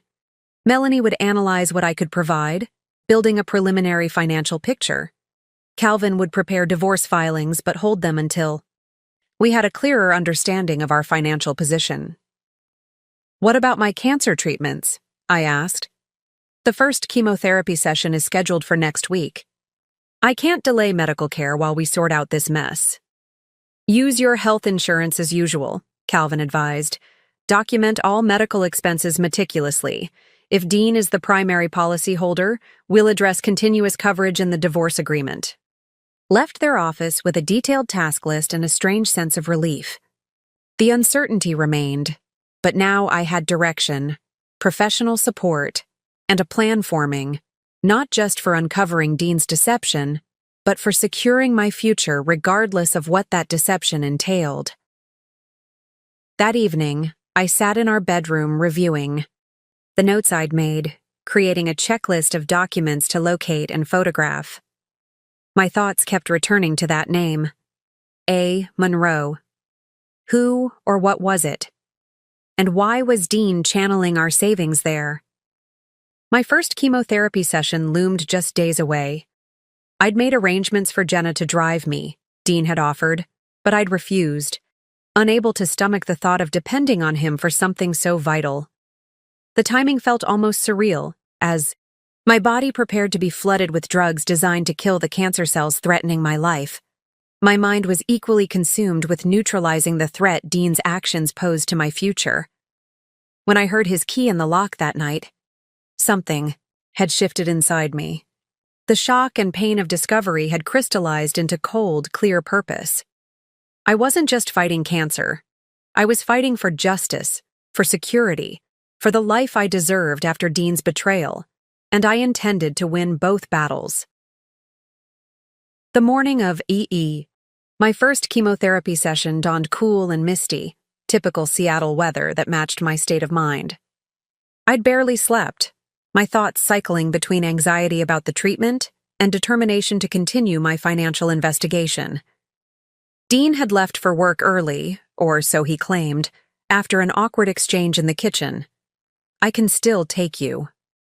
Today, he'd offered, hovering near the coffee maker. You shouldn't have to rely on Jenna. Jenna doesn't mind, I'd replied, not meeting his eyes. Piper. His voice had softened, taking on the tone he used when trying to win an argument through emotion rather than logic. I know things are complicated between us right now, but I meant what I said. I want to support you through this. I'd finally looked at him then, studying the man I'd once believed would never hurt me. He looked tired, the lines around his eyes deeper than I remembered, a certain haunted quality to his expression. For a brief moment, I almost felt sorry for him. If you want to support me, I said carefully, you could tell me about A. Monroe. His expression shifted instantly, the vulnerability replaced by wariness. What? A. Monroe, I repeated. The account you've been transferring our savings to for the past 6 months. Who is it, Dean? He set down his coffee cup with deliberate care. It's a business investment. I told you we were diversifying our portfolio. An investment that required $75,000 from our emergency fund, without any documentation, without any discussion with me. Dean's jaw tightened. It's complicated. There's paperwork at the office. I can bring it home tonight, show you the projections. Another lie.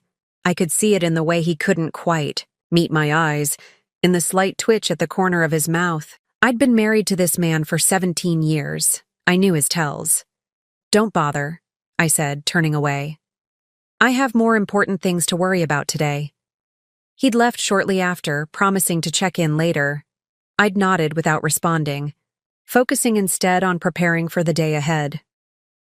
My hospital bag was packed with items from the chemo preparation checklist: comfortable clothes, a tablet loaded with books and movies, lotion for dry skin, ginger candies for nausea. Jenna arrived at 9, cheerful but not overbearingly so, helping me to the car with quiet efficiency.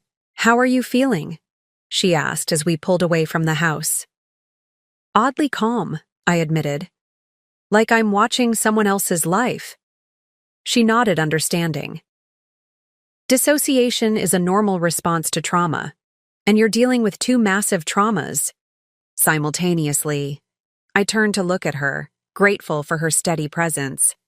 Jenna had been my friend since college, had stood beside me at my wedding, had celebrated every professional triumph, and comforted me through every setback. Now she was driving me to chemotherapy while I plotted the dismantling of my marriage. "Did you ever suspect?" I asked suddenly. "About Dean?" Jenna kept her eyes on the road, her hands steady on the wheel. "No," she said, after a long pause. "I believed in your marriage as much as you did. Dean always seemed devoted." "He was a good actor," I said bitterly. "Or he changed," Jenna suggested. "People do, sometimes. Not that it excuses anything," she added quickly. We fell silent as we approached the hospital, each lost in our own thoughts. The oncology center was designed to be soothing: soft colors, comfortable chairs, art on the walls, but nothing could disguise its purpose. This was a place where people fought for their lives, where toxic chemicals were administered in the hope that they would kill the disease before they killed the patient. The nurse who greeted me was kind and professional, explaining each step of the process as she inserted the IV line, checked my vitals, prepared the cocktail of drugs that would begin my body's war against the cancer cells. Jenna sat beside me, offering silent support, occasionally squeezing my hand when a particularly uncomfortable sensation washed through me. 3 hours into the treatment, my phone buzzed with a text from Dean. "Thinking of you. Let me know if you need anything." I showed it to Jenna, who rolled her eyes. "Bare minimum effort," she muttered. "He's never been good at illness," I said, surprising myself by defending him. "When I had the flu 2 years ago, he stayed in the guest room to avoid getting sick." "That's different," Jenna pointed out. "This is cancer, not a cold." I nodded, too tired to argue. The drugs were already making me feel strange. Not exactly nauseous yet, but disconnected, as if my body were floating slightly above the recliner. When we finally returned home, the house was empty. A note sat on the kitchen counter in Dean's precise handwriting. "Meeting ran late. Dinner in the fridge. Call if you need me. D." Jenna read it over my shoulder and snorted. "Unbelievable. Your first chemo day and he can't even be bothered to come home early?" I said nothing, heading upstairs to change into comfortable pajamas. The exhaustion was bone deep, unlike any tiredness I'd experienced before. Jenna helped me settle into bed, arranging pillows, placing water and anti-nausea medication within easy reach. "I can stay," she offered. "The guest room is made up." I shook my head. "I'll be fine. I'm just going to sleep. Call me if anything changes. Anything at all." After she left, I lay in the silence of our bedroom, listening to the familiar creaks and sighs of the house. This room had been our sanctuary, the place where we had shared dreams and intimacies, plans and promises. Now it felt like a museum of a dead relationship, preserved but no longer living. I must have dozed off because I startled awake at the sound of the front door opening.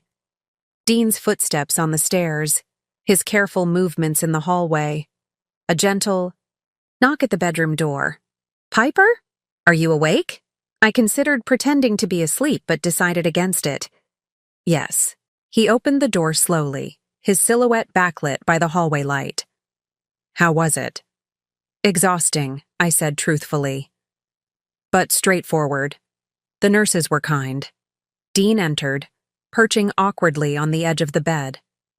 "Any side effects yet?" "Fatigue. The nausea usually hits on day 2 or 3. He nodded, clearly uncomfortable. This close, I could smell his cologne, the expensive one I'd given him last Christmas. The one that had been disappearing too quickly because he was wearing it for another woman. "I brought you something," he said, placing a small gift bag on the nightstand. "It's a journal. The nurse navigator recommended keeping track of symptoms, medications, questions for doctors. I thought it might help." The gesture was thoughtful, precisely the kind of practical support Dean had always been good at providing. For a moment, I glimpsed the man I had married. Attentive, considerate, partnership-oriented. "Thank you," I said, meaning it despite everything. Dean hesitated, then reached out as if to touch my hand, stopping just short. "Piper, I know you don't want to hear this right now, but I am sorry. For all of it." I studied his face in the dim light. He did look sorry, though whether he was sorry for the betrayal or sorry he'd been caught remained unclear. "I met Ashley," I said quietly. His entire body tensed, eyes widening in alarm. "What? When?" "After my pre-chemo appointment, she was waiting at my car." "Jesus, Piper, He ran a hand through his hair, a gesture of distress I'd seen countless times over our years together. "What did she say?" "That you ended things when I was diagnosed. Then, when I confronted her with evidence that you hadn't, she claimed she ended it 3 weeks ago." I kept my voice even, watching his reactions. "She also said she's never received money from you, that the transfers to A. Monroe have nothing to do with her." Dean's face paled visibly even in the dimly lit room. "She had no right to approach you. Not now. Not with everything you're dealing with." "That's what you're concerned about? Her timing?" I laughed softly, the sound hollow. "Not the fact that you've been lying to both of us? Not the fact that I still don't know where $75,000 of our savings has gone?" He stood abruptly, moving to the window, his back to me. "It's complicated, Piper." "So you keep saying." "Uncomplicate it for me, Dean." For a long moment, he said nothing, his shoulders rigid with tension. When he finally turned back, his expression was carefully composed. "It was an investment opportunity that came through a private channel. High risk, but potentially high reward. I didn't want to worry you with the details, especially after your diagnosis." Another lie. Smoother than the last, but still a lie. I could almost admire his commitment to the deception. "I see," I said simply. "Well, thank you for the journal. I'm very tired now." Dean hesitated, clearly wanting to say more but recognizing the dismissal. "Of course, I'll let you rest." At the door, he paused. "I meant what I said, Piper. I am sorry, and I do want to support you through this." After he left, I reached for the journal, examining it in the soft light of my bedside lamp. It was beautiful. Leather-bound with my initials embossed on the cover. Exactly the kind of thoughtful gift Dean excelled at selecting. Inside the front cover he had written in his neat script, "One day at a time. All my love, Dean." I traced the words with my finger, wondering if he had meant them or if they were just another performance. Another attempt to maintain the facade of the devoted husband while secretly dismantling our financial future. It didn't matter. In less than 48 hours, Dean would return from his next late meeting to find something very different waiting for him. The conversation we'd just had might be one of our last moments of relative normalcy, a strange, strained normalcy, but normalcy nonetheless. I placed the journal on my nightstand and turned out the light, allowing the exhaustion of the day to pull me toward sleep. My last conscious thought was not of cancer or chemotherapy, or even Dean's betrayal, but of the plan I had set in motion and the reckoning that awaited him. The day after my first chemotherapy session, I woke to the now familiar sensation of Dean tiptoeing around our bedroom, gathering clothes for work while trying not to disturb me. I kept my eyes closed, listening to his muted movements, the soft click of the closet door, the whisper of fabric as he dressed. "I know you're awake," he said softly. I opened my eyes, unsurprised that he could still read me so well after all these years. "Morning. How do you feel?" His concern seemed genuine, his eyes carefully scanning my face for signs of distress. "Like I've been hit by a truck," I admitted. The fatigue had settled into my bones, accompanied by a dull headache, and a slight queasiness that hovered at the edges of my awareness. Dean's brow furrowed. "Should I stay home today? I can reschedule my meetings." For a moment, I almost said yes. Despite everything, there was something comforting about the thought of having someone care for me during this vulnerable time. But that someone wouldn't really be Dean. It would be the performance of Dean, the husband who hadn't betrayed me, hadn't lied repeatedly, hadn't drained our savings for purposes still unknown. "No," I said, pushing myself up against the pillows. "Jenna's coming over later. I'll be fine." He hesitated, then nodded. "I left anti-nausea medication and crackers on your nightstand. The doctor said small bites every few hours might help, even if you don't feel hungry." I glanced at the careful arrangement: pills, water, bland crackers on a small plate. "Thank you." "I should be home by 7, he said, adjusting his tie. Unless you have another late meeting," I finished for him, unable to keep the edge from my voice. Dean had the grace to look ashamed. "I'll try to wrap up early." After he left, I lay still for several minutes, gathering my strength. The cocktail of chemicals now circulating through my system made every movement an effort, but I had work to do. Work that couldn't wait for a day when I felt better. I managed a shower, leaning against the tile when dizziness threatened to overwhelm me. Afterward, I dressed in comfortable clothes and made my way downstairs, pausing frequently to rest. By the time I reached the kitchen, I was breathing heavily, as if I'd run a marathon instead of descending a single flight of stairs. I brewed tea and forced down a few bites of toast, then called Calvin Friedman. "I need to accelerate our timeline," I said when he answered. "I don't have the energy for a prolonged investigation." Calvin's voice was calm, steady. "What are you thinking?" "I want to file as soon as possible, use what we already have, and pursue the rest through discovery." "Piper, we still don't know the full extent of the financial situation. Without understanding where that money has gone—" "I understand the risks," I interrupted.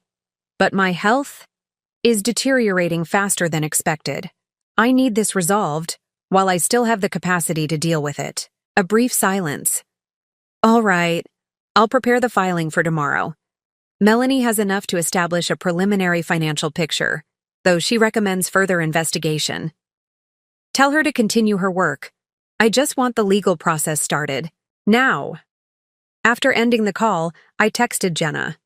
"Change of plans. Can you come at 11 instead of 2? Need your help with something important." Her reply was immediate. "On my way." While waiting for Jenna, I began the task I'd been dreading.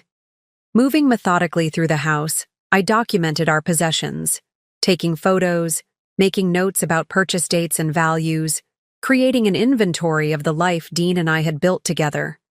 Each item carried memories. The dining table where we'd hosted countless dinner parties, the artwork we'd collected on our travels, the comfortable sectional sofa where we'd spent quiet evenings reading beside each other. By the time Jenna arrived, I had filled 3 pages in the journal Dean had given me, an irony not lost on me. "What's going on?" she asked, taking in my pale face and the papers spread across the coffee table. "I'm filing for divorce tomorrow," I said simply. "And I need your help preparing a few things first." Jenna's eyes widened, but she didn't question my decision. "Just tell me what you need." Together, we tackled the remaining tasks on my list. Jenna drove me to the bank, where I removed important documents and family heirlooms from our safe deposit box. We stopped at a new bank, where I opened accounts solely in my name. At my attorney's office, I signed the prepared divorce papers, my signature steady despite the tremor in my hands. "He'll be served tomorrow," Calvin confirmed, placing the documents in a folder. "Are you sure you want to be present when it happens?" I nodded firmly. Absolutely sure. The final stop was perhaps the most difficult. "I need to go to the mountain property," I told Jenna as we left Calvin's office. "Piper, that's a 2-hour drive. You should be resting." "I know, but I need to see it one more time, before." Jenna didn't argue further, understanding this wasn't just a practical errand but something deeper, a goodbye to the future dean, and I had planned together the retirement dream that would never materialize. The drive was quiet, Jenna respectfully allowing me space with my thoughts. As we turned onto the gravel road leading to our property, memories flooded back. Dean and I walking the land together, planning the cabin layout, imagining quiet evenings on the porch watching the sunset over the mountains. "It's just up ahead," I directed, pointing to the small clearing where we usually parked. The 5 acres looked exactly as I remembered: towering pines, the gentle slope down to the small stream, the natural clearing where we'd planned to build. I stood at the edge of the property, breathing in the crisp mountain air, letting it clear my lungs and my mind. "It's beautiful," Jenna said softly, coming to stand beside me. "I can see why you loved it." "We were going to retire here," I explained, my voice catching slightly. "Build a cabin, grow old together watching the seasons change." I gestured toward the far side of the clearing. The main living area would face west, to catch the sunset. The kitchen would have windows overlooking the stream. The bedrooms would be at the back, with skylights for stargazing. I could still see it so clearly, the life we'd planned, the future we'd sacrificed for. All those years of careful saving, of choosing long-term security over immediate gratification, all destroyed by Dean's betrayal. "Do you want to walk around?" Jenna asked. I shook my head. "No. I've seen what I needed to see." I took one last look at the property, committing it to memory. "Let's go home." The return drive felt longer, fatigue settling heavily over me. By the time we reached my house, it was nearly 5 o'clock. Dean wouldn't be home for hours yet, if he came home at all. "Are you sure you want to do this now?" Jenna asked as she helped me inside. "You could wait until you're feeling stronger." "No," I said firmly. "It has to be tomorrow. I need this finished so I can focus on getting well." She nodded, understanding. "What's left on your list?" "Just one thing." I moved to my desk, removing a sealed envelope from the drawer. "I need you to take this to someone for me." Jenna took the envelope, glancing at the name written on the front.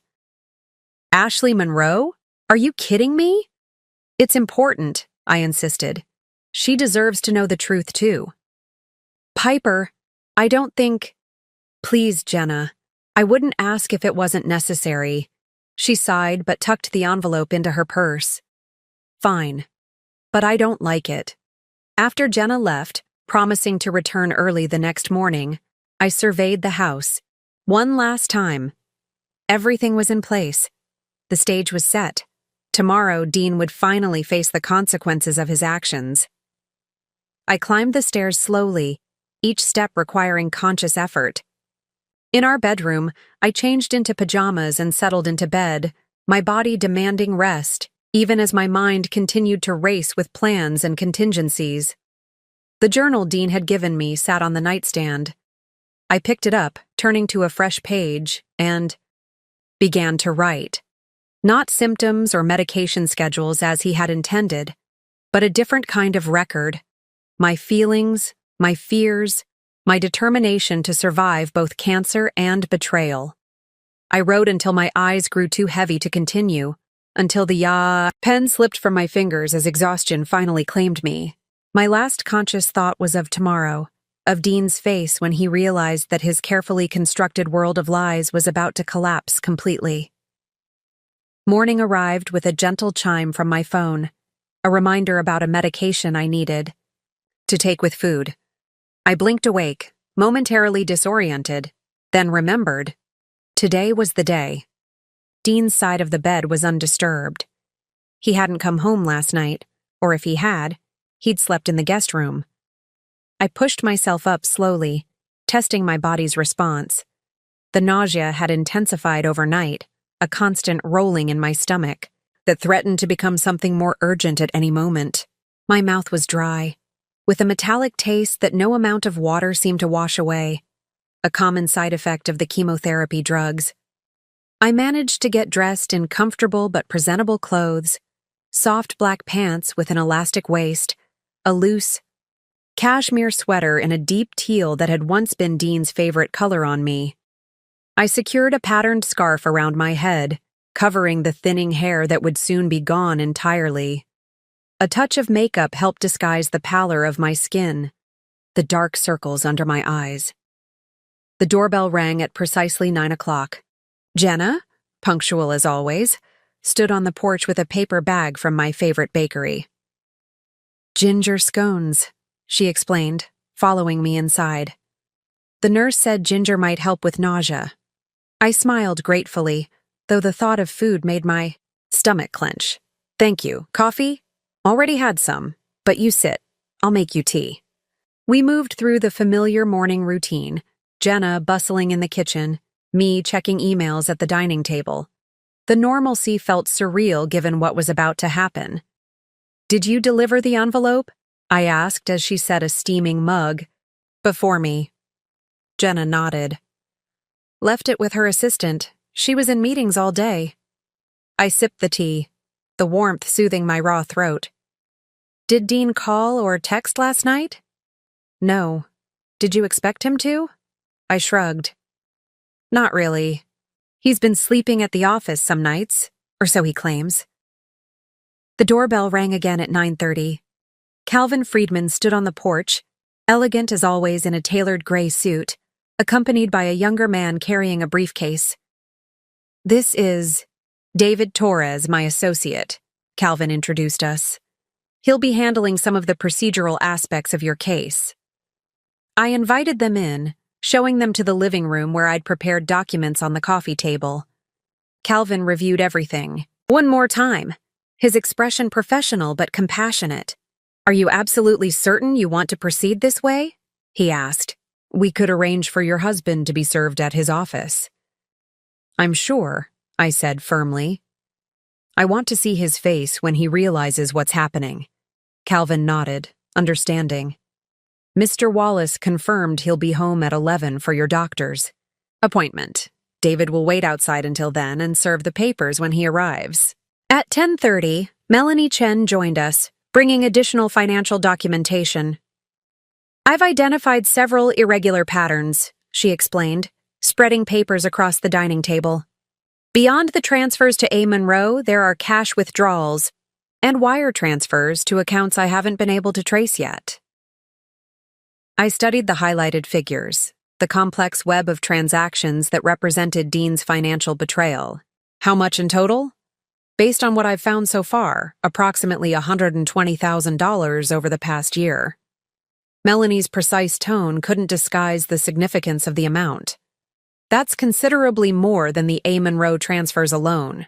The number hit me like a physical blow. $120,000, nearly our entire emergency fund, a significant portion of what we'd saved for retirement, money that should have been available for my medical expenses, for the uncertain future. I now faced alone. "Can we recover it?" I asked, struggling to keep my voice steady. "Some of it, potentially," Calvin replied. "Once we file, we can freeze remaining assets and pursue discovery to locate the missing funds. If he's violated fiduciary duty, which appears likely, the court typically awards an uneven distribution to compensate the injured spouse." At precisely 11 o'clock, we heard the sound of tires on the driveway. David nodded to Calvin and stepped outside, positioning himself near the front walk. Through the living room window, I watched Dean's car pull up. He emerged looking tired but composed, checking his watch as he walked toward the house. When David approached him, Dean's posture shifted from relaxed to alert, his body language becoming defensive as he realized this wasn't a chance encounter. The front door opened, and Dean entered, his face pale, expression taut. He stopped abruptly. When he saw the gathering in the living room, Calvin and Melanie with their professional composure, Jenna with her protective anger, and me at the center of it all, calmer than I had felt in weeks. "What is this?" Dean asked, the papers David had handed him clutched in one hand. "Piper, what's going on?" "I believe you've just been served with divorce papers," I said evenly. "Mr. Friedman here is my attorney. Ms. Chen is the forensic accountant who's been tracking the money you've been diverting from our savings." Dean's eyes darted from face to face, landing finally on the papers in his hand. "This is ridiculous. We can talk about this." "We're past talking," I interrupted. "We're at the point of financial disclosure and legal separation." He took a step toward me, stopping when Jenna moved protectively to my side. "Piper, you're not thinking clearly. The chemo drugs, the stress of your diagnosis." "Don't you dare," I said, my voice low and dangerous. "Don't you dare suggest this is about my illness clouding my judgment. This is about the $120,000 you've stolen from our savings. This is about your affair with Ashley Monroe while I was scheduling cancer treatments. This is about the fact that every word out of your mouth for the past 6 months has been a lie." Dean flinched as if I'd slapped him. "I can explain." "To the court," Calvin interjected smoothly. "Any explanation you wish to provide should go through your attorney to mine." Dean's face hardened, the mask of contrition slipping to reveal something colder beneath. "You think this is how to handle this? Ambushing me with lawyers and accusations while you're sick? While we should be focused on your treatment?" "My treatment is my concern," I replied. "And yes, this is exactly how to handle a husband who betrays his wife both emotionally and financially during a health crisis." Dean turned his attention to Calvin. "I want to speak to my wife alone." "Mrs. Wallace has indicated she doesn't wish to speak with you privately," Calvin replied. "Any communication should go through proper legal channels." Dean's jaw tightened, a muscle twitching at his temple, a tell I recognized from our rare but intense arguments over the years. He was recalculating, shifting strategies. "Fine," he said finally. "I'll have my attorney contact yours." He turned to leave, then paused, looking back at me. "This isn't what I wanted, Piper. None of it." "And yet it's what you chose," I replied. "Every step of the way, Dean. Every lie, every betrayal. Those were your choices." After he left, the room remained silent for several moments. I realized I was trembling, whether from the confrontation or the chemotherapy side effects. I couldn't tell? "That went as well as could be expected," Calvin said eventually. "Mr. Torres will file the papers today. We should have a preliminary hearing date within 2 weeks." Jenna helped me to the couch, concern evident in her expression. "You're pale as a ghost. Do you need your medication?" I nodded, suddenly exhausted. The adrenaline that had carried me through the confrontation was fading, leaving me hollow and shaky. "He didn't fight back," I observed as Jenna returned with water and pills. "He didn't deny anything." "He was caught off guard," Melanie suggested, gathering her papers. "Men like your husband rely on controlling the narrative. When that control is taken away, they often retreat to regroup." "He'll fight the financial claims," Calvin warned, "especially with the amount involved. We should be prepared for him to deny knowledge of where the money went or to claim it was lost in legitimate investments." I swallowed the medication, leaning back against the cushions. "He knows exactly where every penny went. Dean doesn't make financial mistakes." "People in the midst of affairs often make irrational decisions," Calvin said gently. "Even financial experts." "This wasn't irrational," I insisted. "It was calculated. Dean doesn't do anything without a plan. After Calvin and Melanie left, promising to call with updates once the filing was processed, Jenna insisted I rest. She helped me upstairs to bed, bringing tea and crackers to settle my stomach. "I'm proud of you," she said as she adjusted the pillows behind me. "Standing up to him like that couldn't have been easy." "It wasn't," I admitted. "Part of me still loves who I thought he was." "That's natural," Jenna assured me. "You're mourning the loss of your marriage, the future you planned together. That grief doesn't disappear just because you know the relationship is irreparably damaged." I nodded, grateful for her understanding. I keep wondering if I missed signs earlier, if the man I loved ever really existed, or if it was all a performance from the beginning. "Don't do that to yourself," Jenna said firmly. "Dean made his choices. They weren't because of anything you did or didn't see." She left me to rest, promising to check in later. I dozed fitfully, my dreams a confused tangle of courtrooms and hospital rooms, Dean and doctors circling like adversaries in some complex game where I didn't understand the rules. When I woke, the house was quiet, twilight filtering through the curtains. My phone showed several missed calls, 2 from Dean, which I ignored, and 1 from Calvin, which I returned immediately. "The filing is complete," he informed me. "Dean's attorney has already made contact. Gregory Walsh, competent, but not particularly aggressive. A good sign that Dean isn't planning an all-out legal war." "What happens next?" I asked, my voice rough from sleep. "We wait for their response to our initial claims. In the meantime, the temporary orders should be granted within a few days, which will prevent any further dissipation of assets. After..." We hung up. I checked my messages. A text from Dean. "We need to talk. This isn't what you think." I closed the message without responding, set the phone aside, and closed my eyes again. The confrontation was over. The legal process had begun.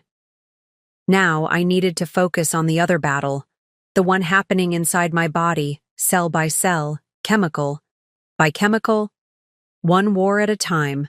That was all I could handle. Dean Wallace sat in his parked car outside the office building, divorce papers on the passenger seat beside him. His hands gripped the steering wheel so tightly his knuckles had turned white. The confrontation at the house played on repeat in his mind. Piper's calm voice, her attorney's cool professionalism, the damning financial records spread across the table, $120,000. So she knew about all of it, not just the A. Monroe transfers. He'd been a fool to think he could keep it hidden. His phone rang. Gregory Walsh, the attorney he'd called immediately after leaving the house. "I've reviewed the filing," Walsh said without preamble. "They've got strong evidence of financial misconduct. The forensic accountant they hired is very thorough." Dean closed his eyes. "What are my options?" "Honesty would be a good start," Walsh replied dryly. "I can't defend you effectively if I don't know what I'm defending against." "Where did the money go, Dean?" The question hung in the air. Dean considered lying. He'd become quite good at it these past months. But what was the point now? "Some of it went to Ashley," he admitted. "Gifts, hotels, trips. The rest?" "Yes?" Dean exhaled slowly. "The rest went to Arnold." "Arnold? Your colleague, Arnold Miller?" "Yes. He has something on me. Something that could ruin my career, my reputation." Walsh's voice sharpened. "Are we talking about criminal activity?" "No. Nothing. Like that. It's personal, compromising. Blackmail is a crime, Dean. If Miller is extorting you..." "I can't prove anything," Dean interrupted. "It would be my word against his, and he has evidence." "What kind of evidence?" Dean stared through the windshield at the office building. "Where he'd worked for 15 years, where he'd built his career and reputation. I can't discuss it over the phone." Walsh sighed. "Fine. Meet me at my office in an hour. And Dean, bring all financial records related to these transactions. If we have any hope of mitigating the damage, I need to see everything." After hanging, Up, Dean rested his forehead against the steering wheel. How had everything fallen apart so completely? 6 months ago, his life had been perfect. Successful career, beautiful home, respected position in the community, and Piper, who had trusted him completely. Piper, who was now fighting cancer and preparing for a divorce simultaneously. Piper, whose face when she said every word out of your mouth has been a lie, would haunt him forever. His phone chimed with a text. Ashley. We need to talk. Now. Dean. Stared at the message, remembering the envelope Piper had mentioned sending to Ashley. What had she told her? How much did Ashley know? He considered ignoring the message, but finally typed a response. Can't right now. Meeting attorney. Her reply was immediate. My office, 5 p.m. Don't make me come find you. Dean tossed the phone onto the passenger seat beside the divorce papers. Everything was unraveling at once. His marriage, his affair, his financial deception. And at the center of it all was Arnold Miller, whose smug face appeared daily across the conference table, whose subtle threats had escalated into outright demands, whose knowledge of Dean's darkest secret had turned into a financial stranglehold. The irony was bitter. Dean had always been the careful one, the planner, the man who calculated every risk before acting. Yet he'd made the single most reckless decision of his life on a business trip 4 years ago. Long before Ashley, long before Piper's diagnosis, one night of weakness that Arnold had discovered and held over him ever since. Dean started the car, his decision made. Before meeting Walsh, before facing Ashley, there was someone else he needed to see. The person at the root of everything.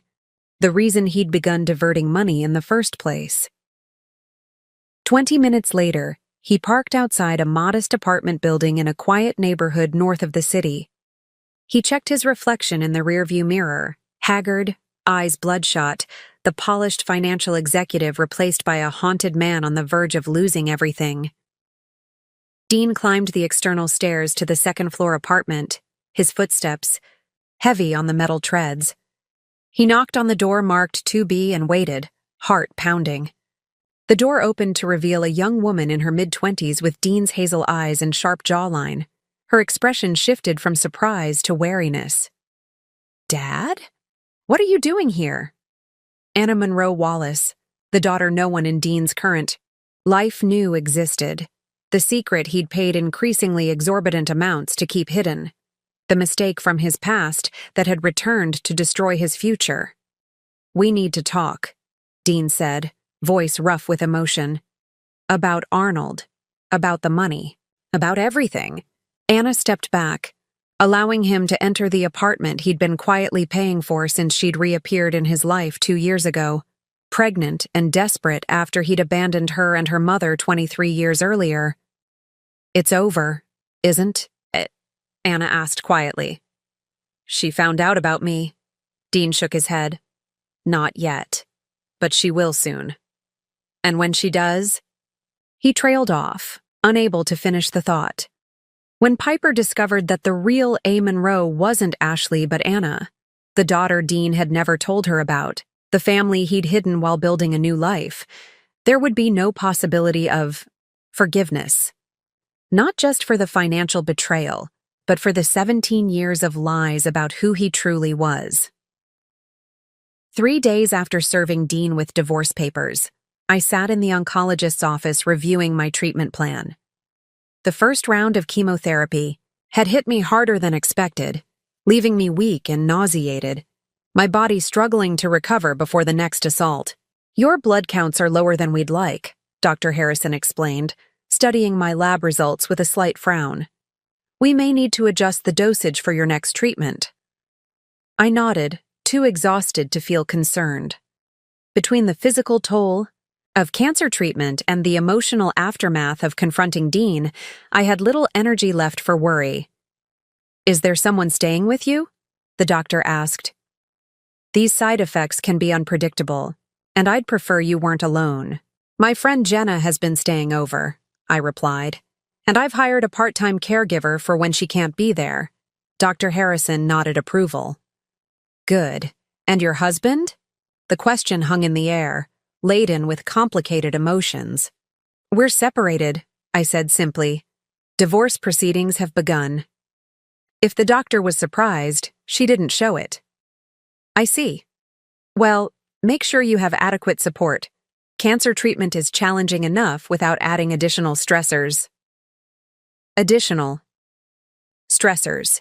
Such a clinical term for the implosion of my marriage, the discovery of years of deception, the ongoing legal battle over finances.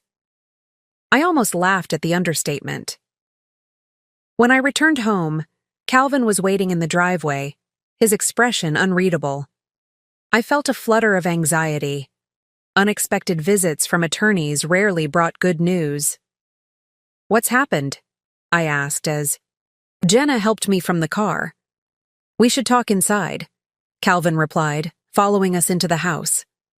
Once settled in the living room, Calvin opened his briefcase. I've received a settlement offer from Dean's attorney. It's unusual. He handed me a document, which I scanned quickly, my heart racing as I absorbed the contents. Dean was offering a complete financial disclosure, the return of all diverted funds, and an uncontested divorce with a settlement heavily weighted in my favor. Why? I asked, looking up at Calvin. Why would he give up so easily? There's a condition, Calvin said, pointing to a clause near the end of the document. He wants a private meeting with you, alone. I frowned. That's it? A conversation in exchange for everything we've been fighting for? Apparently. Of course, I advised against meeting without representation, but he's insistent. Says there's something you need to know that can only be shared in person. I considered the offer, turning it over in my mind. It seemed too good to be true. Dean surrendering without a fight, returning the diverted funds, agreeing to my terms. What could he possibly have to say that would warrant such concessions? When? I asked finally. Tomorrow, if you're up to it. At my office, despite his request for privacy. I'll be in the next room. After Calvin left, Jenna voiced her concerns. I don't trust this. Dean's never given up anything without a strategy. I know, I agreed, but I'm too tired to play games. If he wants to talk, fine. If he's willing to return the money and end this quickly, even better. That night, as Jenna slept in the guest room, I received a text from an unknown number. Before you meet with Dean, there's something you should know. This is Anna Monroe. I stared at the message, my fatigue instantly replaced by alertness. A. Monroe, not Ashley, but Anna. Someone I'd never heard of, someone significant enough to have. Received $75,000 of our savings. I hesitated, then replied, Who are you? The response came quickly. Someone Dean has been hiding from you for your entire marriage. I'm sorry for my part in the deception. Meet me at Cascade Coffee on 4th 9 a.m. tomorrow. Sleep was impossible after that. My mind raced with possibilities, each more troubling than the last. Was Anna another affair? A secret business partner? Someone Dean had wronged who was now seeking revenge? By morning, I was exhausted but determined. I told Jenna about the text, ignoring her objections as I dressed for the meeting. This could be a trap, she argued. Some kind of setup Dean orchestrated. I need to know, I insisted. Before I meet with him, I need all the facts. Cascade Coffee was busy with morning customers when I arrived. I scanned the room, unsure who I was looking for, when a young woman approached my table. She was in her mid-20s, slim with dark side hair and familiar hazel eyes, Dean's eyes. Mrs. Wallace? She asked tentatively. I'm Anna. My breath caught. The resemblance was unmistakable. The shape of her jaw, the set of her shoulders, even the way she held her coffee cup mirrored Dean's mannerisms. You're his daughter, I said, the realization hitting me like a physical blow. Anna nodded, sliding, into the chair across from me. He doesn't know I'm meeting you. He'd be furious if he found out. How? I began, then stopped, recalibrating every assumption I'd made about Dean's betrayal. "How old are you?" 26, she replied. "He left my mother and me when I was 3, paid child support but otherwise disappeared from our lives, until 2 years ago when I found him again." The timeline fell into place with devastating clarity. Dean was 47 now. He would have been 21 when Anna was born, years before I met him. "He never told me he had a child," I said numbly. "He never told anyone," Anna replied. "Not his parents, not his friends, and certainly not you." Dean Wallace, respected financial advisor, built his entire identity on leaving his past behind, including me. I struggled to process this revelation, to align it with the man I thought I knew. "The money," I said finally. "The transfers to A. Monroe. That was you?" She nodded, her expression complicated with guilt and defiance. "Not just for me. For my son, Dean's grandson. Carter is 4. She pulled out her phone, showing me a photo of a smiling little boy with Dean's eyes. "When I found Dean 2 years ago, I was struggling. Carter has medical issues. Nothing life-threatening, but expensive. I needed help. So Dean gave you money. From our savings," I concluded. "Without telling me about you. Without telling me I had a stepson." "Yes," Anna admitted. "And then his boss found out somehow and started blackmailing him. That's where the rest of the money went." As I stared at the photo of the grandson I never knew existed, one thought crystallized amid the chaos of revelations. Dean's betrayal went far deeper than an affair or financial misconduct. He had hidden an entire family, an entire identity, for the duration of our marriage. Every memory, every moment I thought we'd shared completely, had been shadowed by this fundamental deception. "I have to go," I said suddenly, gathering my things. "I'm meeting Dean in an hour." Anna reached across the table, her fingers brushing my arm. "He's not a good man," she said softly. "But he's not the monster you think he is either. Just complicated, broken." I nodded, unable to find words adequate for the moment. As I stood to leave, one question remained. "Why tell me now?" Anna's expression hardened slightly. "Because I'm tired of being the secret, and because you deserve the truth before you decide his fate." 6 months after discovering Dean's web of deception, I sat in the oncologist's office receiving very different news than I had expected. "The scans are clear," Dr. Harrison said, smiling as she showed me the images. "No detectable cancer. You've responded remarkably well to treatment." Relief washed over me, so intense I felt lightheaded. After 6 grueling rounds of chemotherapy, 35 radiation sessions, and countless days of pain and exhaustion, my body had won its battle. The cancer was gone, at least for now. "We'll continue monitoring, of course," Dr. Harrison cautioned. "Monthly checkups for the first year, then quarterly. But Piper, this is the outcome we hoped for." I nodded, tears blurring my vision. "Thank you for everything." Outside the hospital, I sat in my car, allowing the news to sink in. My phone buzzed with a calendar reminder. Final divorce hearing, 2 days away. After months of negotiations, discoveries, and revelations, the legal dismantling of my marriage was nearly complete. The meeting with Dean that day after learning about Anna had been surprisingly anticlimactic. He had arrived at Calvin's office. Looking haggard and defeated, the confident financial advisor replaced by a man crushed under the weight of his own deceptions. "I see you've met Anna," he had said immediately, noting something in my expression. "Yes, your daughter, and your grandson." Dean had nodded, shoulders slumping. "Then you know everything." "Not everything," I'd countered. "I know you had a child. You abandoned, who found you 2 years ago needing help. I know you secretly gave her money from our savings instead of simply telling me the truth. I know your boss discovered your secret and blackmailed you. What I don't know is why, Dean. Why build our entire marriage on a lie? His explanation had been both predictable and heartbreaking. A young man terrified of responsibility, running from his mistakes, creating a new identity untethered from his past. Then meeting me, falling in love, and finding himself trapped in a deception that grew more impossible to reveal with each passing year. "I convinced myself I was protecting you," he had said. "That knowing about Anna would only hurt you. That the past was better left buried." "And Ashley?" I had asked. "How does she fit into your narrative of protection?" Dean had looked away, unable to meet my eyes. "A distraction, a complication I never intended. When your diagnosis came, I ended it immediately."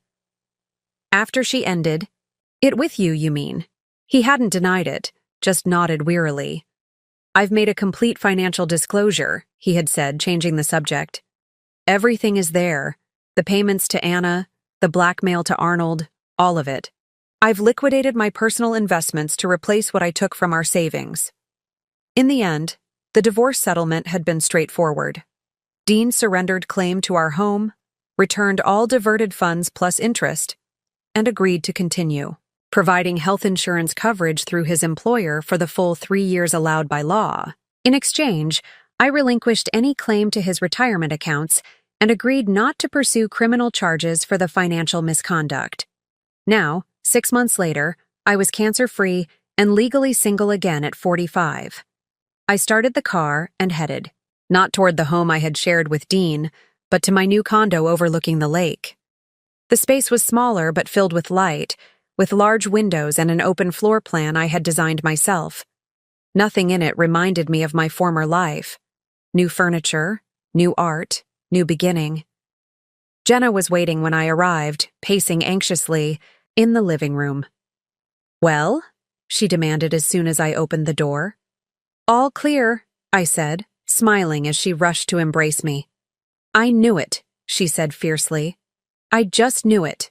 We celebrated with sparkling cider, alcohol still too harsh for my recovering system, and takeout from my favorite Thai restaurant, my appetite finally returning after months of treatment-induced nausea. "So what now?" Jenna asked as we relaxed. "On my balcony, watching the sunset paint the lake in shades of gold and pink. Back to work? Travel? Romance?" I laughed. "One step at a time. Work first. I've already lined up 2 new consulting clients. After that, who knows?" The truth was, I had plans forming that I wasn't quite ready to share. Ideas that had taken root during the long hours of treatment, when I'd had nothing to do but think about what I truly wanted from whatever life remained to me. The mountain property, which I had received in the divorce settlement, had been sold. The proceeds split between 2 investments: a college fund for Carter, Dean's grandson, and technically my step-grandson, and seed money for a foundation supporting cancer patients facing financial hardship during treatment. I had met with Carter twice now, this bright-eyed boy who shared Dean's features but none of his guarded nature. Anna and I had formed a cautious relationship. Not friendship exactly, but a mutual respect born from shared experience with Dean's deception. The journal Dean had given me the day of my first chemotherapy session had become my constant companion. Its pages filled not just with medical notes but with reflections, plans, and increasingly, hope. The latest entry, written just that morning, read, "Today I find out if the cancer is gone. Regardless, I am not the same woman who received that diagnosis 9 months ago. The Piper who trusted blindly, who built her life around someone else's dreams, who feared uncertainty. She's gone, replaced by someone stronger. Someone who knows that betrayal doesn't define you, that loss can be a beginning, that the most valuable plans are the ones you make for yourself." As twilight settled, over the lake I felt a sense of peace that had been absent for so long. The cancer was gone. The marriage was over. The deception was exposed. What remained was possibility, and for the first time in years, that felt like enough. 2 years after my diagnosis, I stood at the podium of a hotel ballroom, facing an audience of cancer survivors, medical professionals, and donors gathered for the inaugural fundraiser of the Wallace Collins Financial Stability Foundation. When I was diagnosed with stage 3 breast cancer, I began, my voice steady. I thought the disease was my greatest challenge. I was wrong. For many patients, the financial toxicity of cancer treatment is equally devastating. Medical bills, lost income, depleted savings. These financial side effects can persist long after the physical symptoms have been treated. The foundation had grown from idea to reality more quickly than I'd anticipated, fueled by my professional connections and personal story. Our mission was simple: to provide emergency financial assistance to cancer patients, helping them maintain stability during treatment and recovery. No one should have to choose between medical care and paying their mortgage, I continued. No one should face bankruptcy because they chose to fight for their life. From the front row, Jenna gave me an encouraging smile. Beside her sat Anna and Carter, now 6 and thriving after successful treatment for his developmental issues. My relationship with them had evolved into something none of us could have predicted. Not quite family, but connected by shared experience and genuine care. Dean was not present. We had spoken only through attorneys since the divorce was finalized, though I knew from Anna that he had relocated to Chicago, accepted a position with less prestige but no connection to his past, and was slowly rebuilding his relationship with his daughter and grandson. Surprisingly, it had been Anna who suggested naming the foundation partially after him. Whatever his flaws, she had argued, the money that started this came from both of you, and maybe attaching his name to something good is a way of transforming what happened, I had agreed, recognizing the wisdom in her suggestion. Healing, I had learned, sometimes required acknowledging even the painful pieces of your past. After the fundraiser, which exceeded our financial goals by nearly 30%, I returned to my condo alone, kicking off my heels and pouring a small glass of wine, a luxury recently reintroduced to my life with my doctor's blessing. On my desk sat a small stack of mail forwarded from my old address. Bills, advertisements, and an envelope with handwriting I instantly recognized, Dean's precise script, unchanged in the years since I'd last seen it. I hesitated before opening it, uncertain what he could possibly have to say that would matter now. Inside was a brief note and a check for an amount that made me catch my breath. $500,000, made out to the Wallace Collins Foundation. The note read simply, "I can never undo the harm I caused, but perhaps this can help prevent others from facing what you did alone. The money comes from my inheritance after my mother's passing. Clean funds, not tainted by deception. No response needed or expected. I just wanted you to know I've been following your work from afar, and I'm genuinely proud of what you've built, from the ashes of what I destroyed. Dean." I set the check and note aside, emotions too complex to name rising and falling like waves. Not forgiveness. I had made peace with the fact that some betrayals lie beyond forgiveness.